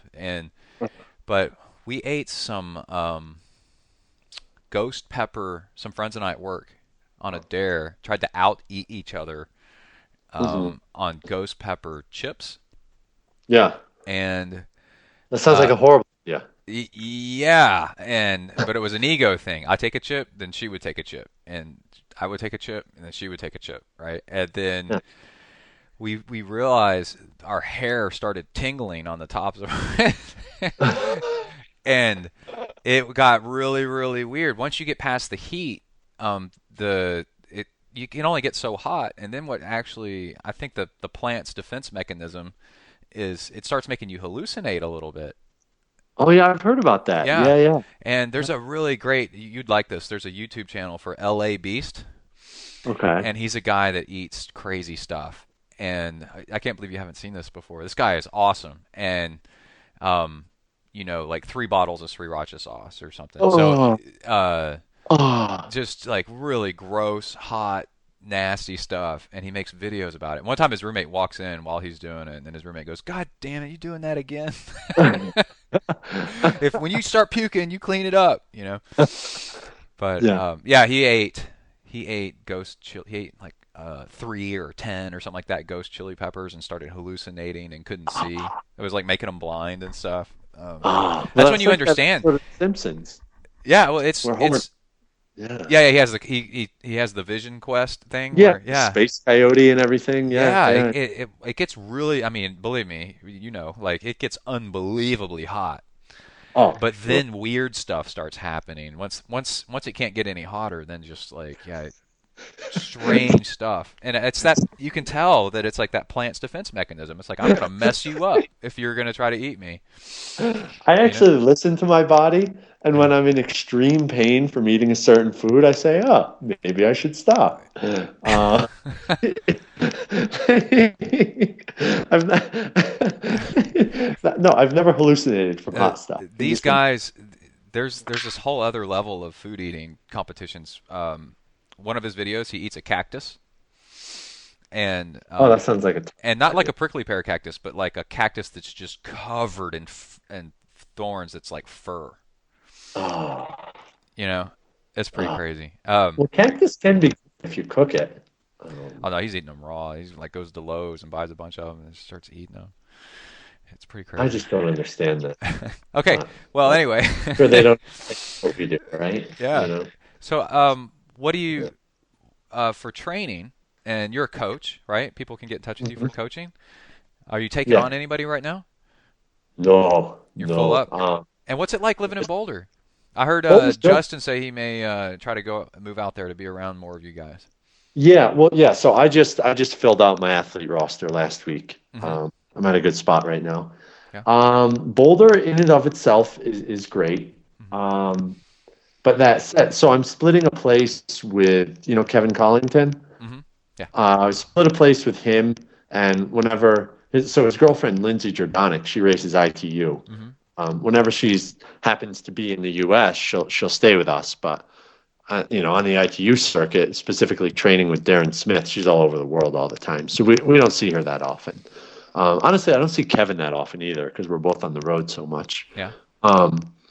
So we split a place in North Boulder, and it's great because there are so many options for training partners. It's just endless. If you want someone to work out with, you're going to find them, and they're probably going to be faster than you. So you're going to get a high quality session. And in terms of masters options, I mean, forget it. There's a master's session going on at all times of the day at one of the pools in town. So you can get really high quality swim work done. But that said, I'm an upstate New Yorker, and Ithaca is kind of my home, and my girlfriend lives in Ithaca. So I'm going back in about 4 weeks, and I'll be there all summer. I'll be in Ithaca from April through, I want to say, depending, either late August or early September. And then we'll make a call. Maybe we'll stay in Ithaca. Maybe we'll come back to Boulder. Maybe move somewhere else. It kind of depends where she gets her job. But anyways, I'll take training in Ithaca over training in Boulder any day. The only issue is that Ithaca, there's not very many people to train with. Everybody just kind of collectively decided that Boulder was the spot. But in terms of like open water swimming and trail running and road quality for biking, I'll take Ithaca over Boulder any day of the week for sure. Oh wow! Yeah. So I'm excited to go back there. It's great. I did nationals, USAT nationals in Vermont on Lake Champlain. Yeah. And it was beautiful. Absolutely loved it. It was so great. Same general idea. Yeah. Just great terrain, great people. Everything's just wonderful up there. Loved it a lot. It's cheap. It's a good 20 or 30% cheaper than living in Boulder. Oh yeah. Boulder's crazy expensive. It's ridiculous. Yeah. So, on your bike, I got a question. I guess we could wrap up with this. I am trying to streamline the front end of my bike. Yeah. And what tips do you have? Like, how important is that to you? And like, do you do the thing where you bring your arms in as close to the bottle as you possibly can, and do you fill the space with a bottle? Or and what kind of bottle do you use in there? And where do you keep your bike computer, for example, and stuff like that? Well, so I should, if we're on the topic of bikes, I obviously have to talk about. There was a little bit of, I was a little bit unsure about what was going on, but I just got things straightened out with QR. Okay. So I'll be riding a QR PR6 this year, and I'm super pumped about that. Yeah, those are beautiful bikes. I love the way they look. Just great. Yeah. Super clean, super simple. Basically, all they did was they took the CDO1 or the Illicito, however you want to talk. I mean, a QR engineer, if he hears me saying this, he's going to punch me in my head. Yeah. But this is in my mind what they did. Yeah. They integrated the front end on that bike just to make it cleaner on the front end. And then they just simplified things so that you're not, if you want to adjust the brakes, you don't need like a bike mechanics degree to adjust the brakes or anything like that. Very easy to travel with, very clean, nice lines, nothing unnecessary. Well thought out in terms of storage and all that stuff. So I'm jazzed. be arriving on Tuesday, I think, Mm-hmm. and then I'm just going to build it up ASAP. And Are so you, what I'm doing on the front end, yeah. with the, Well, I was going to ask, what are you going to do with the uh, front brake? Are you going to be one of these guys that switches out the front with like a Tri Omega or something like that? Are you going to keep it as yeah, is? yeah, so yeah, I was about to get to. I just ordered a bunch of stuff from Tririg, and Uh-huh. you can tell I actually like the products because they made me pay for them, and I'm Yeah. still talking about them and promoting them. Yeah. I'm the same way.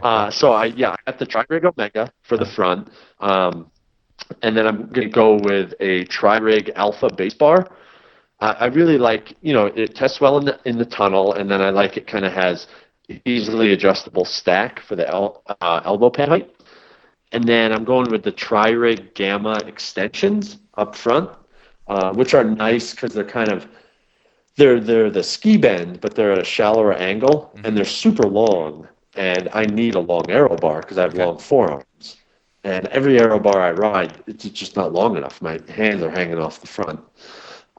So I'm doing that. And then for my bottle, I'm going to use, there's like a Tri-Rig mix between the aero bars mount. And so I'm going to use that for the mount and then put this, I think it's it's Speed Fill. Mm-hmm.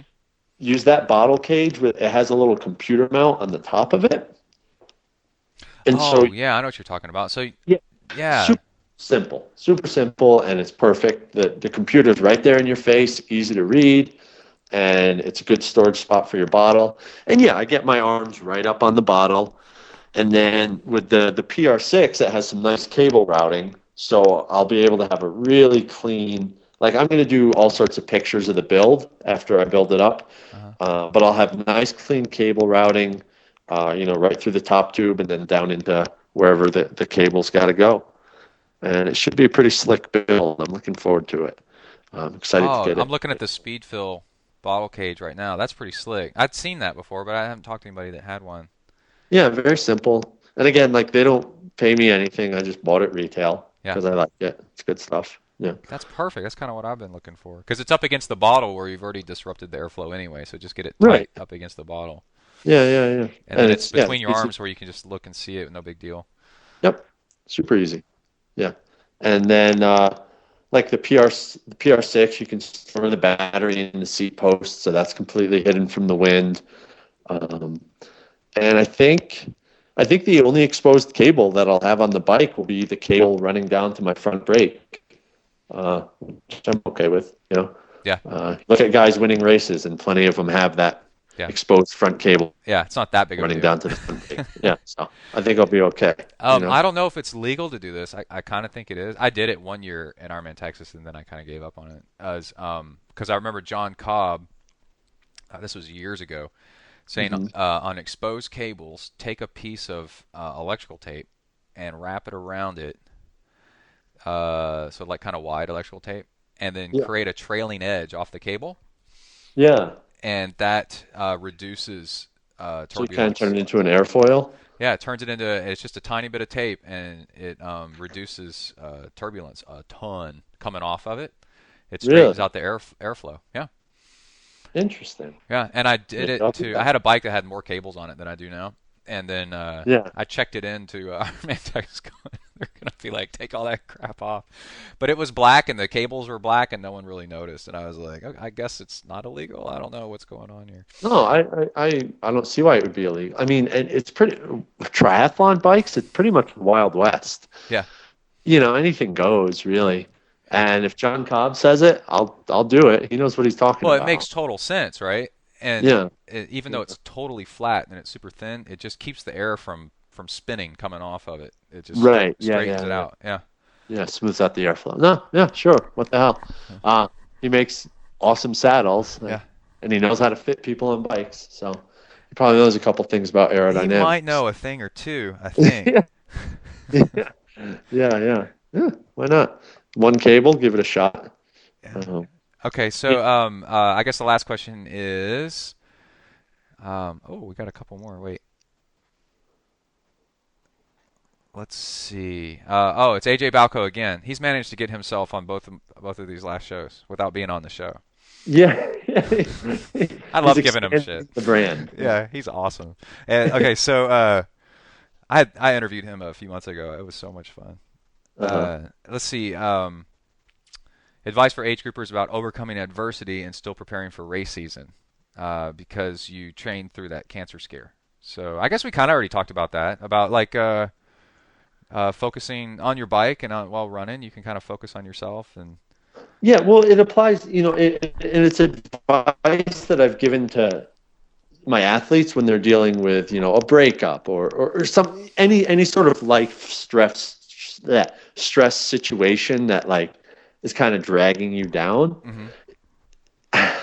You look at your workouts, and that's the one thing you can control, and that's the one area where you can really, for lack of a better term, if other things in life are going shitty, like you can feel good about yourself. Yeah. You have a good workout. You're like, yeah, I'm still in control of some of these things. Yeah. And it just kind of helps your general outlook, your general self-esteem. And then on the flip side, like you go into a workout, say you feel bad about something, right? Mm-hmm. Whatever it is. If you let that go into your workout and affect your workout in a negative manner, well, then you're just going to be in an even more negative mindset. Yeah, that's true. Because not only do you feel bad about this thing in your life, but you feel bad about the workout. Yeah. And then it just turns into this horrible downward spiral. And then you just end up sitting on the couch watching TV and yelling at your wife that you're too tired or something, something stupid like that.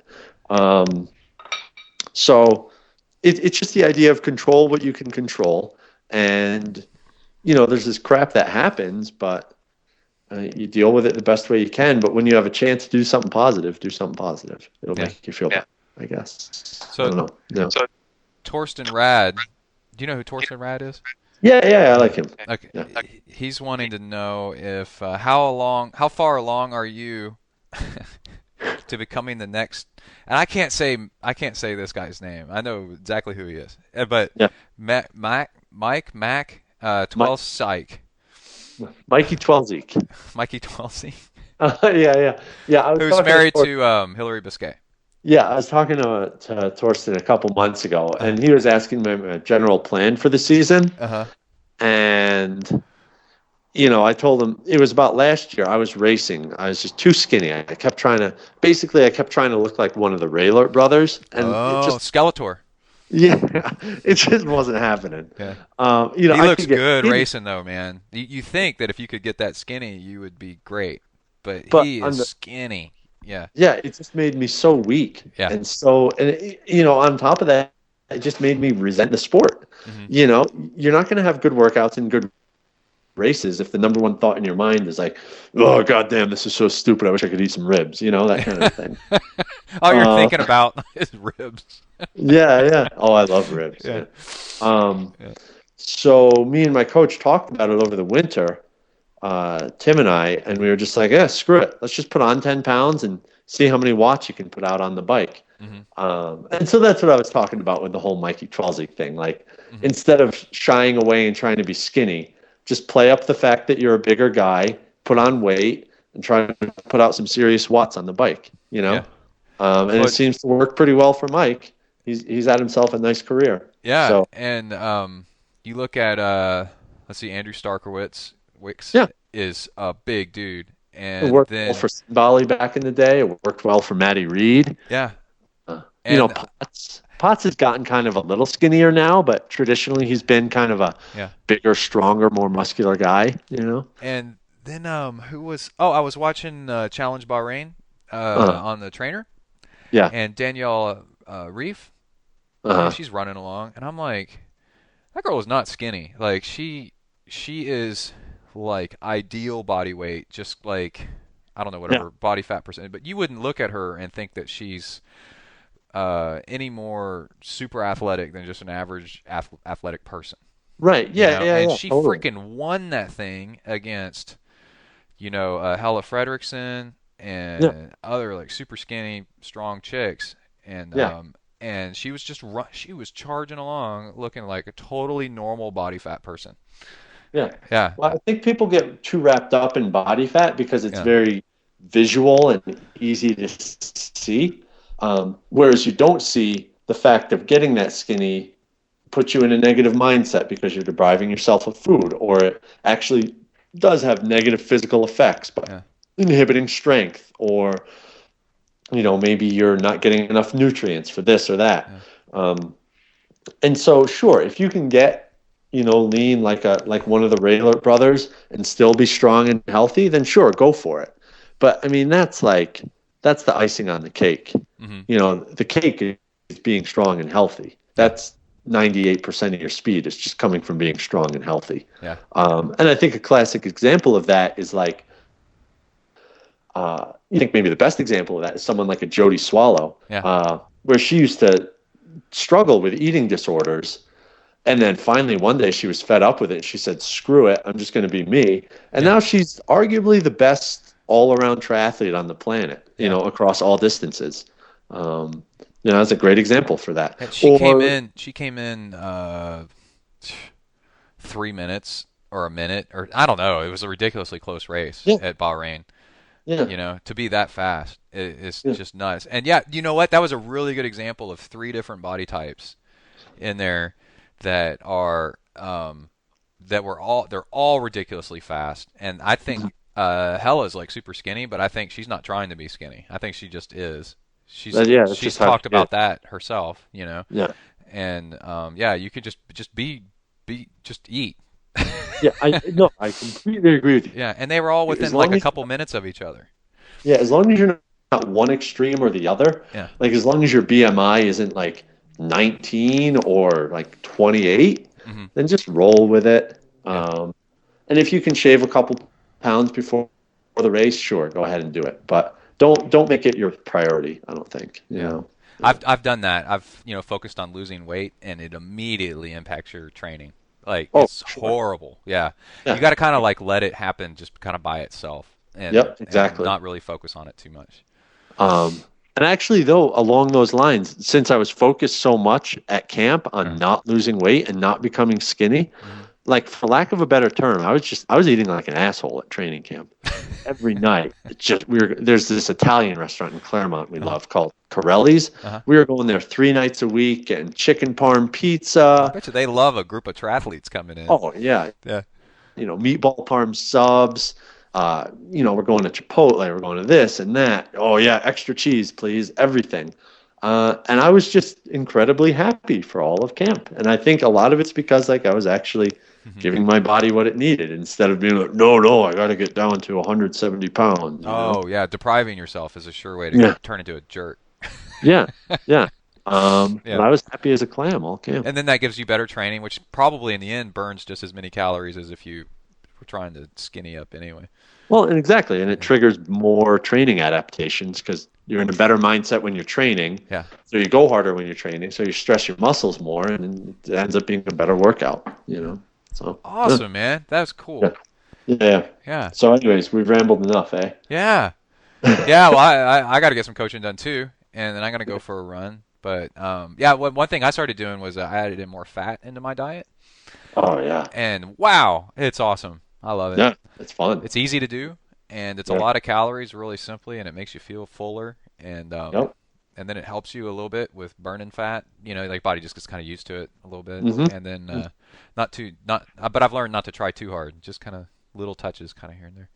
Yep. And cool. Yeah, so hopefully we can have you on the show again someday.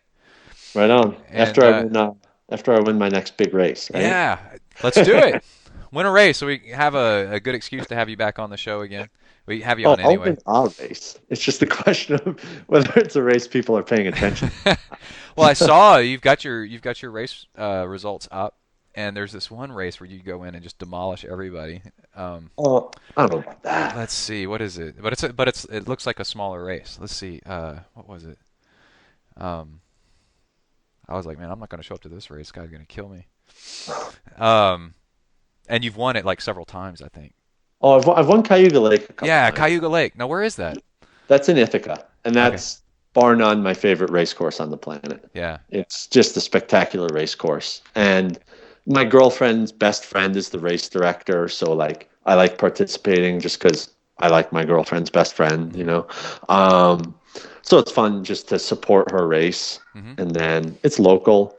And you've won it 3 times. Twice. Twice. Have I won it? No, I haven't won it 3 times. Yeah, I think I've won it 2012, 2013, and 2014.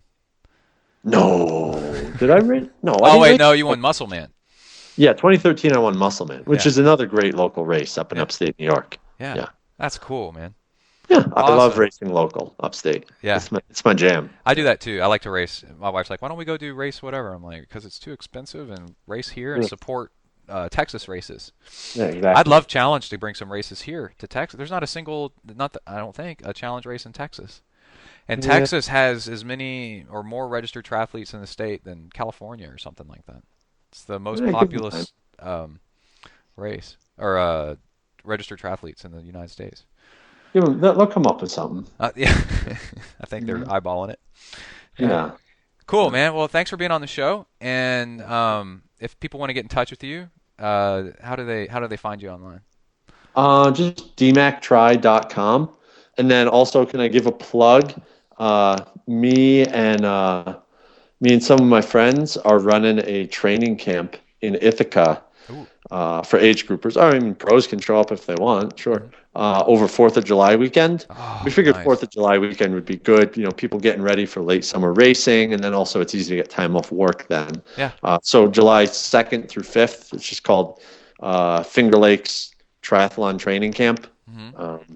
We have a website up. We have a good staff of speakers and coaches. So totally I'd like to plug that. Yeah. And I'm at dmactri.com, and Twitter is dmactri, and try to keep all the web addresses the same. Yeah. Keep it simple. Yeah, a brand is what I've learned. Exactly. Yeah, a real brand. Yeah. My $multi-thousand brand. Yeah, it's true. Yeah. Cool. All right. Well, thanks for having me on. Yeah, thanks. Bye. I'll talk to you later. All right. Thank you very much, Doug, for the awesome interview. And I just saw on Twitter that he and AJ Balco are training together on rollers. And he was teasing him for his swim style and stuff like that. So I guess they're both in Boulder and getting their training on. Looks pretty cool. All right. Oh, and I've been talking to Angela Nath, and we might have her on after California 70.3. And you may be asking yourself, why does it take ZenTri so long to put out a new show? And I'll tell you why, because it's driving me freaking crazy, is that training for an Ironman sucks up all of your free time. And the finish line, the finish shoot for an Ironman ought to be renamed to the Parade of the Selfish. It is insane how much time this training takes. You can get by with, with a not very good finish with a minimal amount of training. But, if you want to be competitive at this thing, it's a monster. Anyway, so that's why it takes so freaking long. It's killing me. All right, let's go ahead and get started with the emails and questions. And a little bit I've kind of covered in the training log coming up. And then we'll get to zip, return to center shifters and disc wheel covers and power tap. No, we already talked about power taps. But anyway, we'll talk about all kinds of cool stuff. And let's see. We should mention that this interview that you just heard was brought to you by Amphibian Multisport and Sound Probiotics, and also my main gluten sponsor, New Republic Brewery. Go check them out. But Amphibian Multisport is the triathlon training shop in Libertyville, Chicagoland area, just north of Chicago, and it is awesome. You ought to go check it out. They got compy trainers. They've got a pool. You can go in. Well, is it an endless pool or was it a one lane? I forgot. I got to look at the picture again.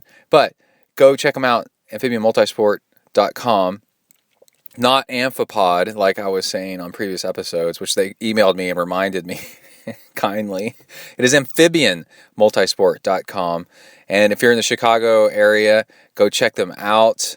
You can bring in your own bike. They have a $25 a day drop-in rate. And if you are active military, firefighter, or police, then it's only $100 a month for membership. No contract memberships.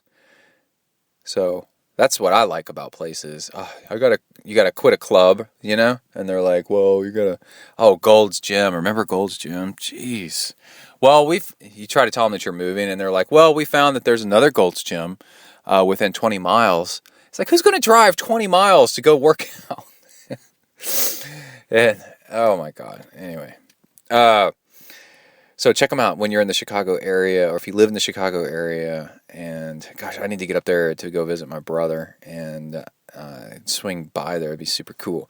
All right, and then Sound Probiotics. Every day I take a Sound Probiotics pill, and it is super, super easy to take, and it helps feed and get started proper gut flora going on in your intestines and in your stomach, and that your body is actually a whole lot of it, a huge percentage, I think it's like 70% of your body or something like that. Well, anyway, is bacteria. And healthy bacteria keep you from getting sick. It helps your immune system stay healthy. And you know the number one way to get really good at endurance sports? It's consistency. It's always consistency. Do you know what ruins consistency? Getting sick. So, take Sound Probiotics and you will qualify for Kona in 6 months. They will have Kona 6 months early just for you because you'll be so good.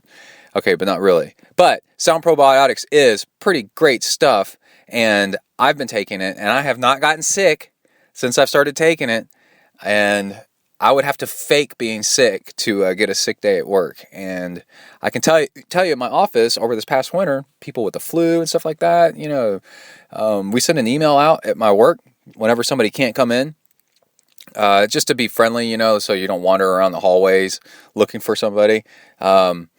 Sally's out sick. Bill is out sick, you know. You know who never is mentioned in one of these emails? Brett. In spite of going out and being in the cold, wet, training my ass off out there and eating freaky food, speaking of freaky food, I just interviewed Rich Roll the other day. Yesterday.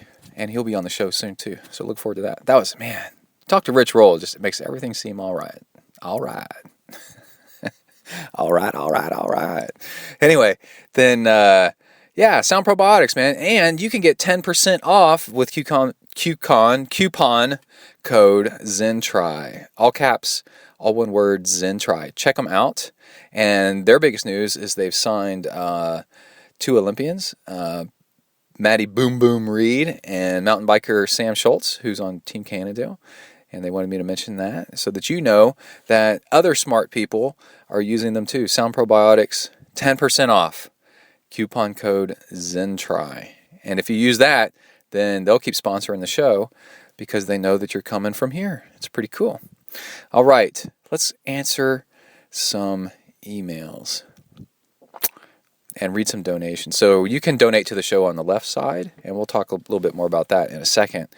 Once you get jealous of all these people and their cool names being read on the show, and and you're like, man, I want my name read on the show. This is how you do it. But anyway, James Godek donated to the show, longtime donor. Thank you, James.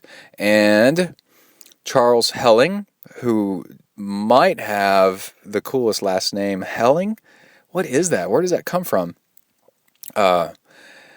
Sent in a donation and a question about wheel covers. Brett, hope things are good with you. It's been record snowfall up here. Can't wait for spring. Quick question. I remember hearing you talk about your disc wheel cover a while back. What was the name of that? I talk about that in the training log coming up here in a minute. But it's wheelbuilders.com, and the product is called an Aero Jacket. AERO. What is the name of that? I have a Quintana Roo. I used to have one of those. That's a nice bike. That's over 10 years old with 650C wheels. Those are the little bit smaller wheels. This is only my second year racing, focusing on sprint and ollie distance. Would you recommend the covers for me? Yes, absolutely. Thanks, and keep up the good work. Yeah, super cheap way to make your bike look freaking cool. And they can make those wheel covers in any size. Kai was riding a 24-inch wheel bike, a Fuji Ace, for little kids, and I called them up, and they made the wheel cover for like $80, $90. Because it's just a sheet of plastic, and it's really cool with rivets, plastic rivets, and it's super easy to do, and there is no better way to make your bike look super cool. All right, and that was Charles Helling, and he is the anti-Christ of Morgan Christian. If your last name is Christian and you get together with somebody whose last name is Helling, then what happens? There's dogs and cats living together. Mass hysteria. Anyway, John Burns donated to the show. Thank you, John. Todd Nelson, Matt Heinz. Hey, how's it going, dude? Brian Kemper. Kim. Thanks very much, Brett. She wrote a letter. Thanks very much, Brett. Looking forward to trying the Hornet Juice. And really enjoying your podcast and learning so much. I'm looking forward to my first try. Oh, you hadn't even done a triathlon yet. Cool. You'll have fun.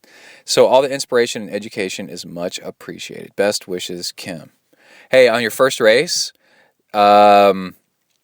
just set your goal to go a lot slower than you think you need to. So this is unwarranted advice, unasked advice.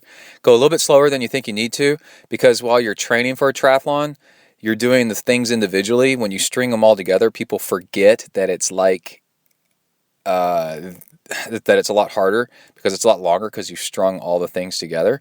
And if your first triathlon is a sprint triathlon, you can easily do a sprint triathlon in training very easily, and you finish it and just finish it going just at a very casual pace, and then you know what it'll feel like, and then when you go do the race one, you'll know that you'll be able to finish, and you can go a little bit faster. That's what Emily did for her first. We called it the Emily's Personal Triathlon, the EPT. Oh, God, that was so much fun. Richard Stewart donated to the show. Jonathan Woodman. Connor Sanders. William Beck sent in a nice little note. Hi, Brett. Enjoy the show. Wish we had a Freebirds here. Doing great. Oh, by the way, Freebirds just added tempeh, soybean meat dish thing with a little bit of squash and stuff mixed in. So that's pretty cool. Doing great in Charlotte. Like you, I'm gearing up for a half Ironman in May. I'm doing Galveston. And I am Ironman in July. That's a lot like my schedule. I will race with the Hornet Juice, and you can for some fuel. Good job. The spring weather is a clear signal to move outside for long distance training. Yes, definitely. And then Hunshu and Grant Bowshirt. I coach Hunshu. He's awesome. He's very particular in like the coolest way. It's really neat. Just had a nice email exchange with him going over philosophy stuff. It's nice. And that's all of our donations for the show. If you listen to these donations and you're getting like, man, what would it sound like for Brett to say my name on the show so I could play it for my spouse and my spouse to look at me like I'm insane? Like, why is this important to you?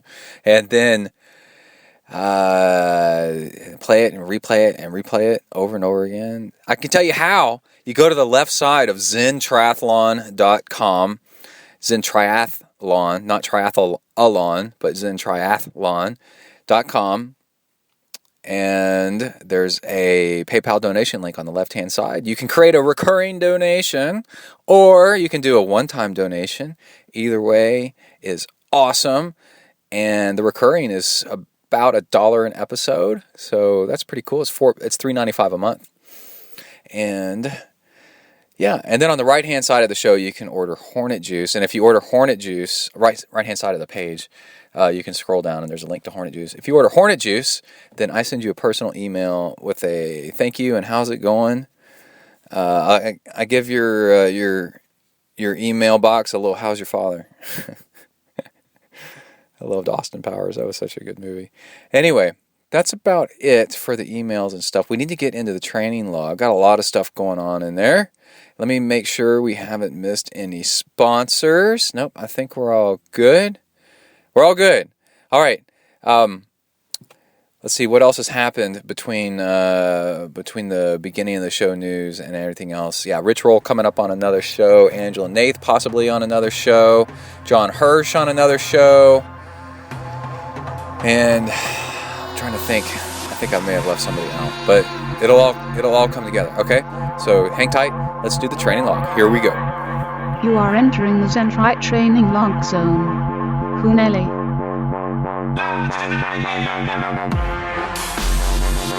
Hi everybody, my name's Brett. I'm a triathlete.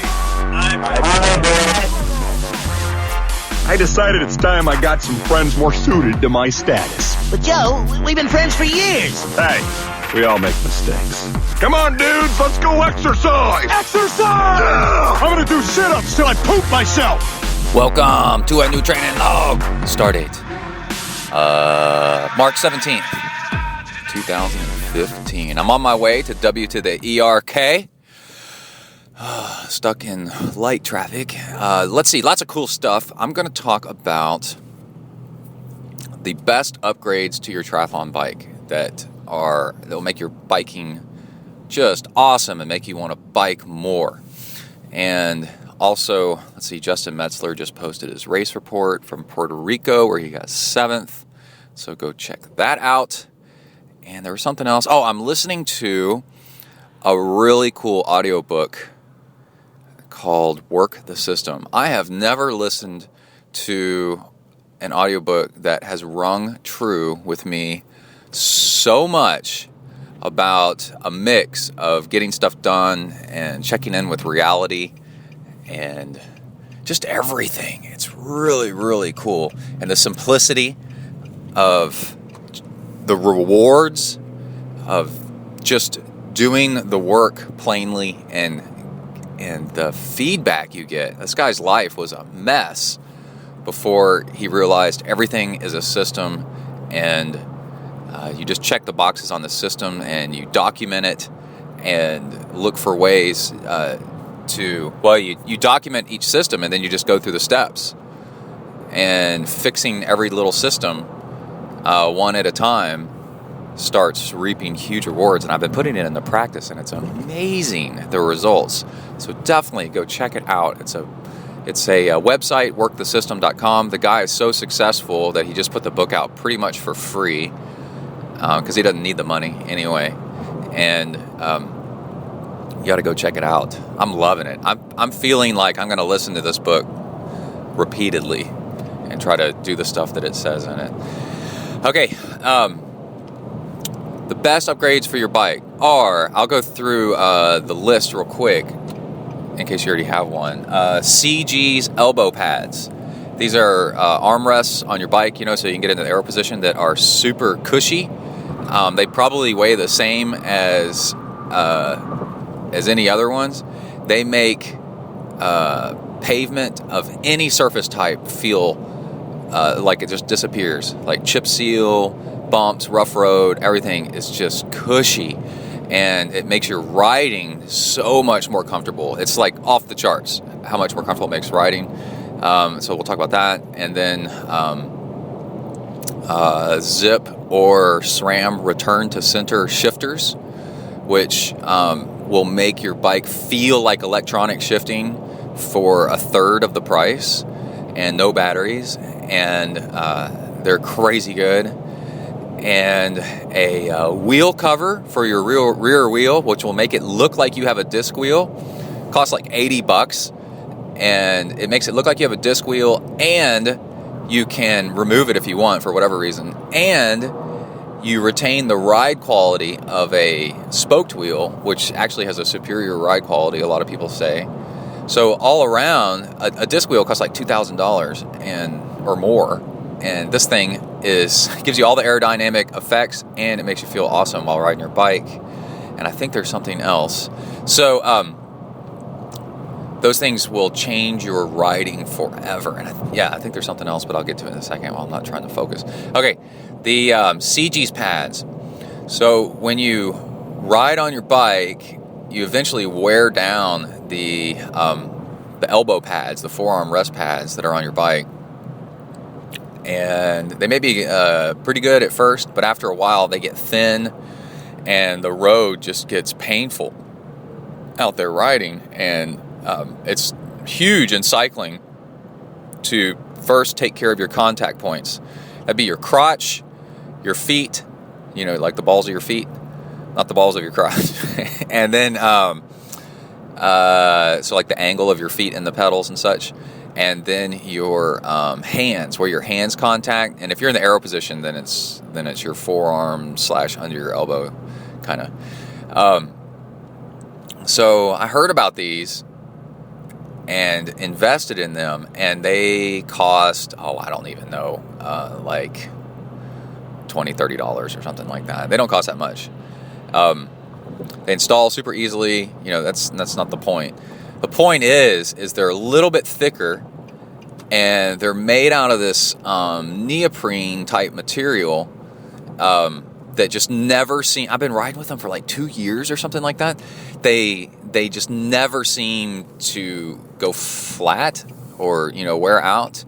They are just so soft. They're awesome, and I didn't realize how rough the roads are around here where I ride, because it doesn't bother me, because I got these elbow pads. And when King of Pain on Twitter came up to do the Iron Baby last year, and we were riding around, he was like, "Oh my God, dude, these roads are so rough," or whatever. And I was like, "What are you talking about?" And then I felt his elbow pads, and I'm like, "Oh my Jesus." I know why, dude. You're riding around on razor blades cutting into your elbows, man. This is not cool, dude. Check these out. And then he felt mine, and he was like, "Holy cow, that's amazing." And they're super cheap. And as much time as you should spend on the bike to get better at triathlon. Triathlon's mostly a bike ride with a little bit of a swim warm-up and a jog afterwards. The most amount of time in triathlon you're going to spend is on the bike. So you will go faster if you're in the aero position. You can spend more time in the aero position if you're comfortable. You can be more comfortable in the aero position if you get these elbow pads. So the biggest bang for your buck, and they cost like $20, $30 in triathlon. And then the longer you ride, little things start irritating you and start making you miserable. And this gets rid of that. And so the biggest bang for your buck in the entire sport might be these pads, and they're called CGs, CEEGEE, CGs. They are amazing, absolutely amazing. All right, I got to go in to the office, and I'll be back in a second with, what should we cover next? The return to center shifters? No, we'll do the wheel cover. Okay, hold on. All right, I am back. Just went swimming. There's nothing that'll get you out of the pool faster than swimming early in the morning, so in an outdoor pool, so it's nice and dark. And then you get a little light sprinkling of rain across your back. And you notice while you're swimming that the rain is really cold compared to what you would think it would feel like. And also, before you got in the pool on the radio, you heard that there's going to be thunderstorms and chances of hail today. So you're swimming in the pool, and we have a lightning detector system at the high school nearby. So it's supposed to go off if there's a static charge in the air. It's pretty cool, and it sounds an alarm. You can hear it for miles around. And anyway, I'm swimming, and I'm about 55 minutes into an hour swim, so I'm cruising along, finishing up strong. And then just everything around me lights up like a camera flash in my face.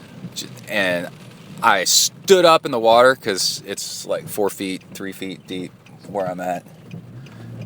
And I look at the lifeguard and I go, "Was that lightning?" And he said, "Yep." And he's getting down off the chair. And I said, "I'm out. I am out of here." I mention in shows all the time. I used to be a lifeguard. And man, when there's lightning just anywhere in the area, you shut that pool down and get away from the water. And then to have it just light up everything around you. And as I was talking to the lifeguard, we heard the boom. So that was a couple miles away. But not only do you get out of the pool, but you get out of the pool and you get the hell away from the pool. Get your wet body away from the big puddle of wet that is going to turn into a giant conductor when lightning hits. Hey, you can hear I'm driving and it's raining now. Nice little storm blowing through. I got the day off today. I'm going to spend it with Kai. Not going to do stuff outdoors, apparently, with all this rain. But we'll do something. We'll do something really cool. Freebirds wants Kai to come by and say hi because they like him, because he's got second in his little 5K, and then all kinds of stuff like that. I'm always bragging on him. And then Freebirds is the burrito shop, my burrito sponsor. That's how you know you've reached your pinnacle in life, is when you have a burrito sponsor. Anyway, we're going to talk about the Wheel Builder wheel. So one time, many years ago, I was considering buying a disc wheel, although I have a Zip rear, 808 rear, which is plenty good. But somehow, I heard about getting a wheel cover as a disc to turn your rear wheel into a disc wheel. And I was trying to get every second I could out of Ironman Texas, out of the bike time. And I don't know, it's like 30 seconds to a minute, right, with a wheel cover, I'm guessing. It's not that much, but it's something.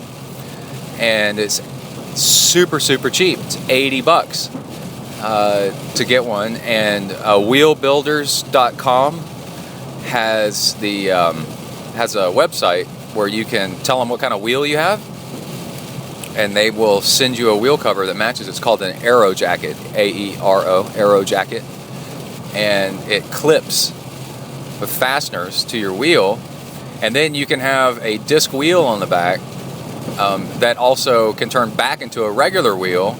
If, let's say, you want to do a race where it's super, super windy and you want to take that disc off, then you still got your rear wheel.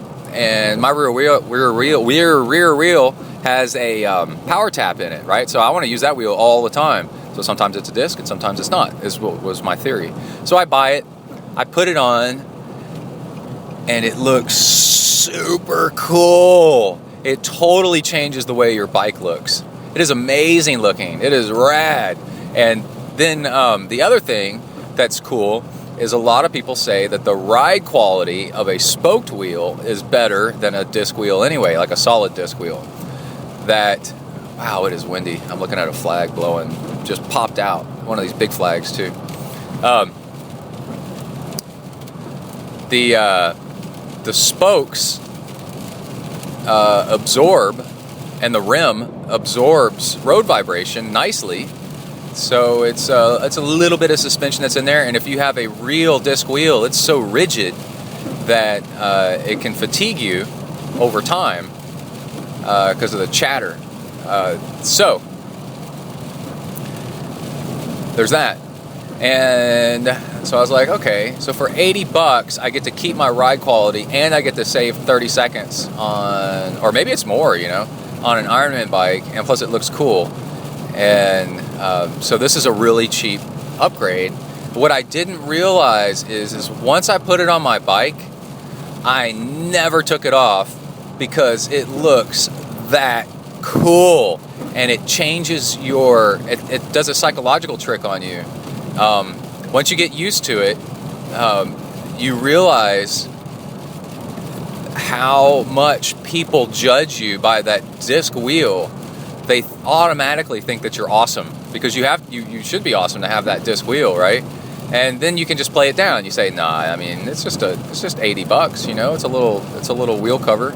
You can get it. You tell them where they can go get it, and it's super, super motivational and makes you just love your bike even more. And the thing is I need to get another one because I've worn mine for 2-3 years now without ever taking it off. And there's this weird mindset that some people say you only put it on for races or whatever. Well, I wouldn't do that. I just left it on because of the psychological effect it has on you. And then you're taking something off and on and off and on, I mean, it's just like, blah, who cares? Just leave it on. And the other thing is it'll slowly break apart over the years, you know, because of it's plastic. It's thin plastic. So it'll eventually kind of self-destruct. And that's also not entirely true. Mine is starting to self-destruct, but that's after 2-3 years of riding with it, you know, however many thousands of miles a year, nonstop, without ever taking it off, and traveling with it, and stuff like that. So that is the Aero Jacket by wheelbuilders.com, and it is super duper cool, and I highly recommend it. All right, I need to get my brain together and let y'all go, because I've got things to do at his house and all kinds of cool stuff. All right, out, bang.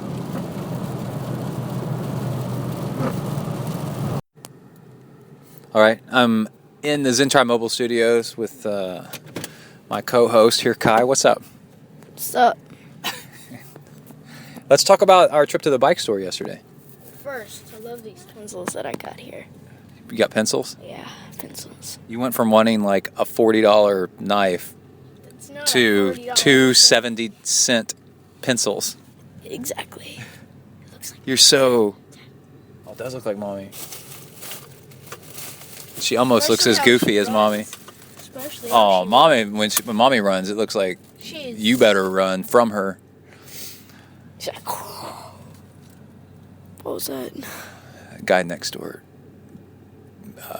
Unloading mulch. Okay, listen, people are listening to the podcast, so we got to talk. What's up? Anyway, what did we get for you at the bike store yesterday? What is it called? Bike gloves. Bike gloves. Saddlebag. Saddlebag. CO2 cartridge. CO2 cartridge. And the CO2 cartridge valve thing for... CO2 cartridge valve thing for reinflating tires. And I got myself a ridiculously expensive Cetero, the specialized brand Cetero bike seat, because I'm looking for a better saddle, and I'm probably going to take it back. I asked if I could take it back if I didn't like it, and they said yeah. And why are you going to bring it back? Well, say that again? Why are you going to bring it back? Well, the rails on the underside don't allow it. They're not long enough, so they don't allow it to go as far forward as I'd like. And because now I'm not as far forward as I would like, I'm having to create a long bridge with my back, and then it makes my lower to mid back kind of hurt a little bit. How long is that bridge? It's too long, is what it is. And you can tell because after about 45 minutes on the trainer, it starts to hurt. So just imagine 5 hours on the bike in an Ironman, right? It's not going to go well.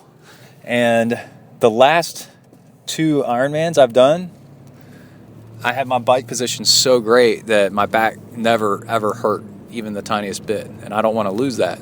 So, and then what was the other thing? Sitting up on it is terrible. Like when you're in position, it's fine.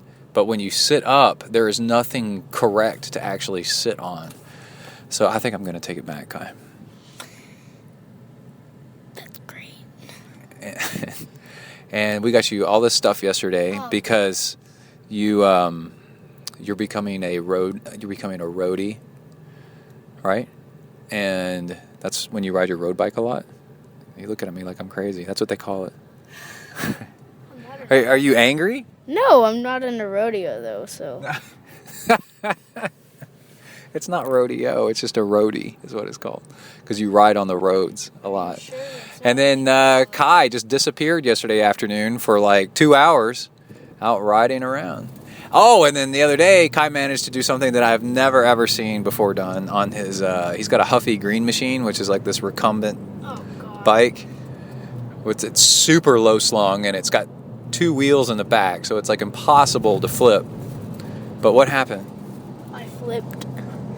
You were trying to make me do a flip, so I wouldn't be blaming me. So I'm like, Kai, because it spins out real easily, and that's the whole point of the thing. It's supposed to be fun to spin. When you spin out, you're going so hard, and then you stop because you're all the way turned around, and you start going back, like the front wheel starts going backwards, and that's your wheel that you're trying to make go forward. So I go, Kai, when you spin out, keep pedaling hard. It's hard to. And then so Kai's like, I can't do it. I can't do it. I can't do it. I haven't got the power. Ah, you got the power if you need it. It's good for you. Dad, it's And- like impossible to. And then so he goes, okay, Dad, finally. And so you finally, I spend like 10 minutes, and I'm out in the street with a beer in my hand, which is the way, lots of great things happen. Texans do it. Wait, what? Texans do it. I don't do it. And so Kai, finally, I convince him to keep pedaling hard as he spins. And he gets into a spin, right? Yes. And then as he keeps pedaling, the whole thing barrel rolls, and he lands on his side with the green machine on top of him. Scratch. I thought it was on the other side. You don't even know what side it's on. It can't be that Right bad. there. Oh, wow, that's pretty good. So Kai scraped his shoulder a little bit, and man, he was mad at me. Simidana. Sima what? Simidana. What? Simidana. Simadana? Yeah. Sima? Simidana. And Kai was mad, and I'm laughing. He goes, Dad, it's not funny. I do not spell. I do not. And I said, Kai, I do not. Sound you're like, okay. So I do not sound like LSP. So. what's that? Lumpy Space Princess? Yes. And so Kai's like, it's not funny. And I go, okay, Kai, you all right? And he's like, yeah. And I said, well, then it is kind of funny. You still don't think it's funny? You were still overreacting. So. What? You were overreacting with your Then for the next 20 minutes, Kai tries to run me over with his green machine. He's so angry at me. But the green machine has become local legend around our neighborhood, while Kai and his friends are all riding it around. Yeah, I'm trying to. It's nice outside this afternoon, Kai. You got to go ride it somewhere. And so anyway, we went to the hardware store because a bolt on my bike is 4 bolts. 4 bolts are all stuck, and I can't undo them, and they're on my aero bars. And I got some penetrating oil, and what, Guy? And I got a Dremel because I've never had a Dremel before, so I use it as an excuse to get one. And we're gonna cut. I've stripped one bolt out pretty bad, so the one that I've stripped out, I'm going to Dremel it. Which will be fun because I've never done that, into a slotted screwdriver, a flathead screwdriver slot. And after I let penetrating oil sit on it all night. I also haven't done the rubber band thing, but I don't think that's going to work on this. Yeah, it's totally not going to work. Even though So, I know what you're talking about. Yeah, you don't know what I'm talking about. You don't know So what that's I'm where we're talking at. All right, out bang. All right, I am back. Let's try to wrap up the show. I'm listening to an audiobook. I'm leaving the pool, listening to an audiobook called The One Thing. It's really, really good. I highly recommend it. And let's see, let's talk about the return to center shifters. So now we're going to get into something really cool for your bike that's a little bit more expensive. These are $375 list price. But what they are, they're bar end shifters for your triathlon bike, the tip end of your triathlon bike. And they, when you shift, it's a lot like on a road bike where you click through and then they snap back. And these are so well made and so responsive, and the action is so smooth that you a little bit more pressure than a tap, but you click through your gears and then they snap back right to center, pointing straight ahead aerodynamically right to the front.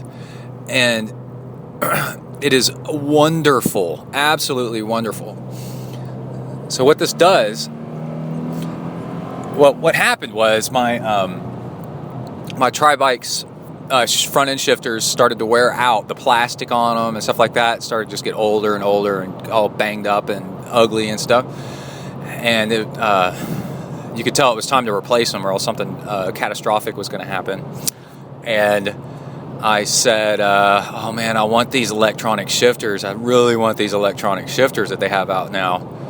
But they're just so expensive, and they're new technology, so they're even though they're a few years old now, they're still way too expensive, and trickling down the technology that makes them work really well, and like how to integrate them into your bike and all that stuff. It's all not standardized wonderfully yet, and there's not much competition in the field yet.